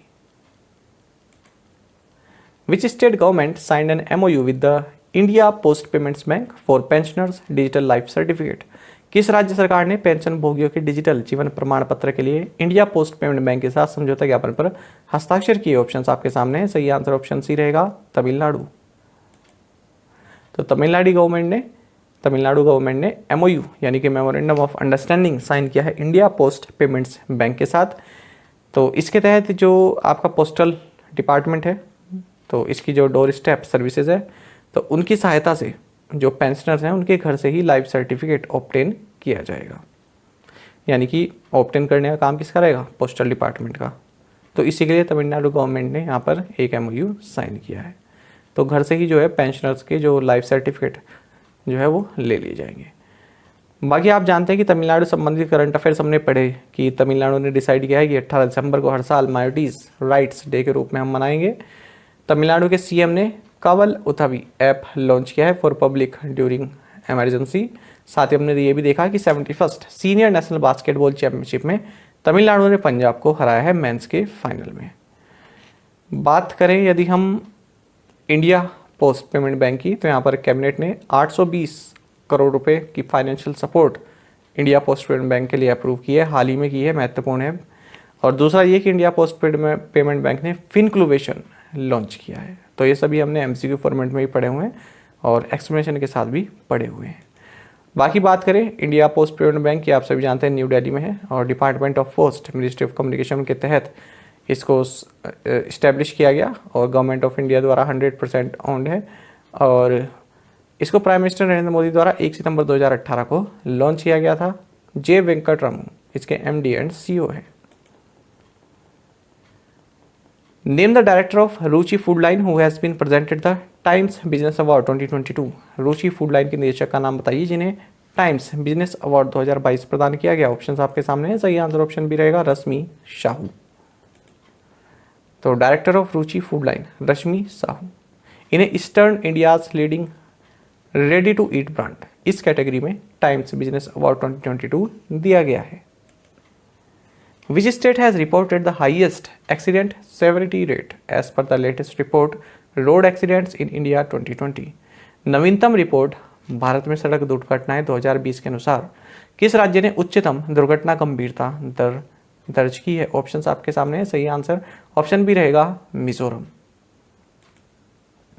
तो देखिए, हाईएस्ट एक्सीडेंट सेवरिटी रेट ये मिजोरम में दर्ज किया गया है, ऐसा कहा गया है road accidents in India 2020 report में, जो कि ministry of road transport and highways द्वारा प्रिपेयर की गई है। आपको बता दें, रोड एक्सीडेंट सेवरिटी का मतलब क्या होता है? नंबर ऑफ पर्सन्स किल्ड पर 100 एक्सीडेंट। हर 100 एक्सीडेंट में कितने लोग जो है मृत्यु हो गई, उसको बोलते हैं रोड एक्सीडेंट सेवरिटी। और अगर हम इसका नेशनल एवरेज देखें तो 2020 में 36 रहा है। यानी कि अगर 100 एक्सीडेंट रहे हैं तो 36 लोग वहाँ पर जो है मारे गए हैं। आपको बता दें लगभग 1,20,806 फैटल एक्सीडेंट्स हुए हैं इस 2022 के कैलेंडर ईयर में। तमिलनाडु में highest number of road accidents हुए हैं नेशनल हाईवेज पर, लेकिन जो सबसे ज़्यादा रोड एक्सीडेंट्स में जहाँ पर लोग मरे हैं वो है उत्तर प्रदेश। तो नेशनल हाईवेज पर सबसे ज़्यादा रोड एक्सीडेंट हुए तमिलनाडु में, और सबसे ज़्यादा जो लोग की मृत्यु हुई रोड एक्सीडेंट में उसमें सबसे ऊपर है उत्तर प्रदेश। बाकी आप इसमें देख सकते हैं कि 1,20,806 फैटल एक्सीडेंट जो हुए उनमें 43,000 तो नेशनल हाईवेज पर हुए हैं और 47,000 स्टेट हाईवेज पर हुए हैं और बाकी अदर रोड्स पर हुए हैं। माफ़ कीजिएगा, 43,000 तो हुए हैं नेशनल हाईवेज पर, 30,000 हुए हैं स्टेट हाईवेज पर, और जो बाकी की रोड्स हैं उनमें 47,000 एक्सीडेंट्स हुए हैं। World summit of information society 2022 held in which city? World summit of information society WSIS 2022 का आयोजन किस शहर में हुआ? सही आंसर ऑप्शन डी है जेनेवा, स्विट्जरलैंड। तो देखिए, minister of state for communications Devusinh Chauhan, इन्होंने world summit of information society 2022 की जो ओपनिंग सेरेमनी है इसको अटेंड किया है। आपको बता दें ये जो world summit of information society है इसको इंटरनेशनल टेलीकम्युनिकेशंस यूनियन यानी कि ITU, यूनेस्को, UNDP और UNCTAD के साथ मिलकर ऑर्गेनाइज करता है। कहाँ पर? जेनेवा, स्विट्जरलैंड में। इस बार इसका थीम रहा ICTs for wellbeing, inclusion and resilience, WSIS cooperation for accelerating progress on the SDGs। बाकी आपको जानना चाहिए भारत इंटरनेशनल टेलीकम्युनिकेशंस यूनियन का मेंबर रहा है 1869 से। Union minister for health and family welfare and chemicals and fertilisers Mansukh Mandaviya inaugurated the national food laboratory of FSSAI at Raxaul in which state? पूछ रहे हैं कि केंद्रीय स्वास्थ्य और परिवार कल्याण और रसायन और उर्वरक मंत्री मनसुख मांडविया ने किस राज्य के रक्सौल में FSSAI की राष्ट्रीय खाद्य प्रयोगशाला का उद्घाटन किया? ऑप्शंस आपके सामने है। सही आंसर ऑप्शन ए रहेगा बिहार। तो देखिए, मनसुख मांडविया ने national food laboratory of FSSAI ये रक्सौल बिहार में इनोग्रेट किया है। अब ये जो इनोग्रेशन हुआ है ये इंडो नेपाल बायलैटरल एग्रीमेंट के तहत किया गया है, ताकि जो नेपाल से यदि जो फूड सैंपल्स को टेस्टिंग करनी हो तो वो पास पड़े उनके लिए। रक्सौल पास है तो पास उनके लिए पड़ेगा, क्योंकि अब तक यदि नेपाल से कोई फूड सैंपल करना है, जांच करना है, तो वो नेशनल फूड लैबोरेटरी कोलकाता में जाता है टेस्टिंग के लिए। तो इसी एग्रीमेंट के तहत था कि रक्सौल में भी एक इस तरह की लैब बनाई जाएगी। India will release cheetahs from which countries into Kuno Palpur sanctuary in Sheopur district of Madhya Pradesh? पूछ रहे हैं कि भारत मध्य प्रदेश के श्योपुर जिले के कूनो पालपुर अभ्यारण्य में किन देशों से लाए गए चीतों को छोड़ेगा? ऑप्शंस आपके सामने है। सही आंसर ऑप्शन डी रहेगा साउथ अफ्रीका एंड नामीबिया। तो देखिए, इंडिया यानी कि हम लोग साउथ अफ्रीका और नामीबिया से लाए गए चीतास को कूनो पालपुर जो कि श्योपुर डिस्ट्रिक्ट ऑफ मध्य प्रदेश में है, तो इसके जो जंगल हैं उनमें छोड़ेगा। और इसके लिए जो पूरा अरेंजमेंट है, जो एग्रीमेंट है, वो सभी साइन हो चुका है। जो डील है वो पूरी फाइनलाइज हो चुकी है। बाकी आपको जानना चाहिए साउथ अफ्रीका से 12 चीतास लाए जाएंगे और नामीबिया से 8। चलिए आज के असाइनमेंट क्वेश्चंस देखेंगे। Mattancherry palace is located in which state? ये SSC में 2-3 बार क्वेश्चन पूछा गया है। Which countries former president Bujar Nishani died recently?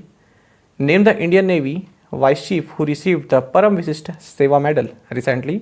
Name the new semi high speed freight train with speeds of 160 km per hour the railways plans to introduce later this year.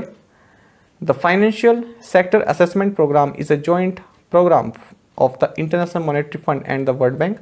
It was launched in which year? तो 5 questions के answer आप हमें comment box में जरूर दीजिएगा। यदि आपको एक क्वेश्चन का आंसर भी आता है तो भी आप हमें कमेंट बॉक्स में जरूर बताया करें। और मैं रिक्वेस्ट करता हूं, जो भी एस्पिरेंट्स डेली करंट अफेयर्स देखते हैं लेकिन असाइनमेंट क्वेश्चंस के आंसर नहीं देते हैं, तो मैं रिक्वेस्ट करता हूँ आप बढ़ चढ़कर इसमें पार्टिसिपेट किया कीजिए। कम से कम आप एक क्वेश्चन का आंसर ही बता दीजिए, ठीक है? तो कोशिश करें कि आप ज़्यादा से ज़्यादा संख्या में पार्टिसिपेट करें। जितना डेडिकेशन आप दिखाएंगे उससे ज़्यादा डेडिकेशन मैं दिखाऊंगा, है ना? ऐसा नहीं है कि आप नहीं दिखाएंगे तो मैं नहीं दिखाऊंगा। मतलब आप लोगों का डेडिकेशन, आप लोगों का पार्टिसिपेशन देख के मेरे को भी और अच्छा लगता है, तो मैं भी जो है और अच्छा करने की उसमें कोशिश करता रहता हूँ। तो आप ज़्यादा से ज़्यादा संख्या में असाइनमेंट क्वेश्चन के आंसर दिया कीजिए। बाकी करंट अफेयर्स फंडा आप टेलीग्राम पर भी ज्वाइन कर सकते हैं। यहाँ पर रेगुलर वीडियो अपडेट्स और करंट क्विजेस हम आप सभी के लिए डालते रहते हैं। साथ ही डिस्कशन ग्रुप में आप किसी भी क्वेश्चन का सोल्यूशन पा सकते हैं। दोस्तों, यहाँ पर हमारे करंट अफेयर्स की प्लेलिस्ट दी गई है, इसको आप जरूर देखें और अपने दोस्तों के साथ, फेलो एस्पिरेंट के साथ हमारे करंट अफेयर्स को शेयर जरूर करें। आज का सेशन आपको कैसा लगा कमेंट बॉक्स में जरूर बताइएगा। Thank you guys.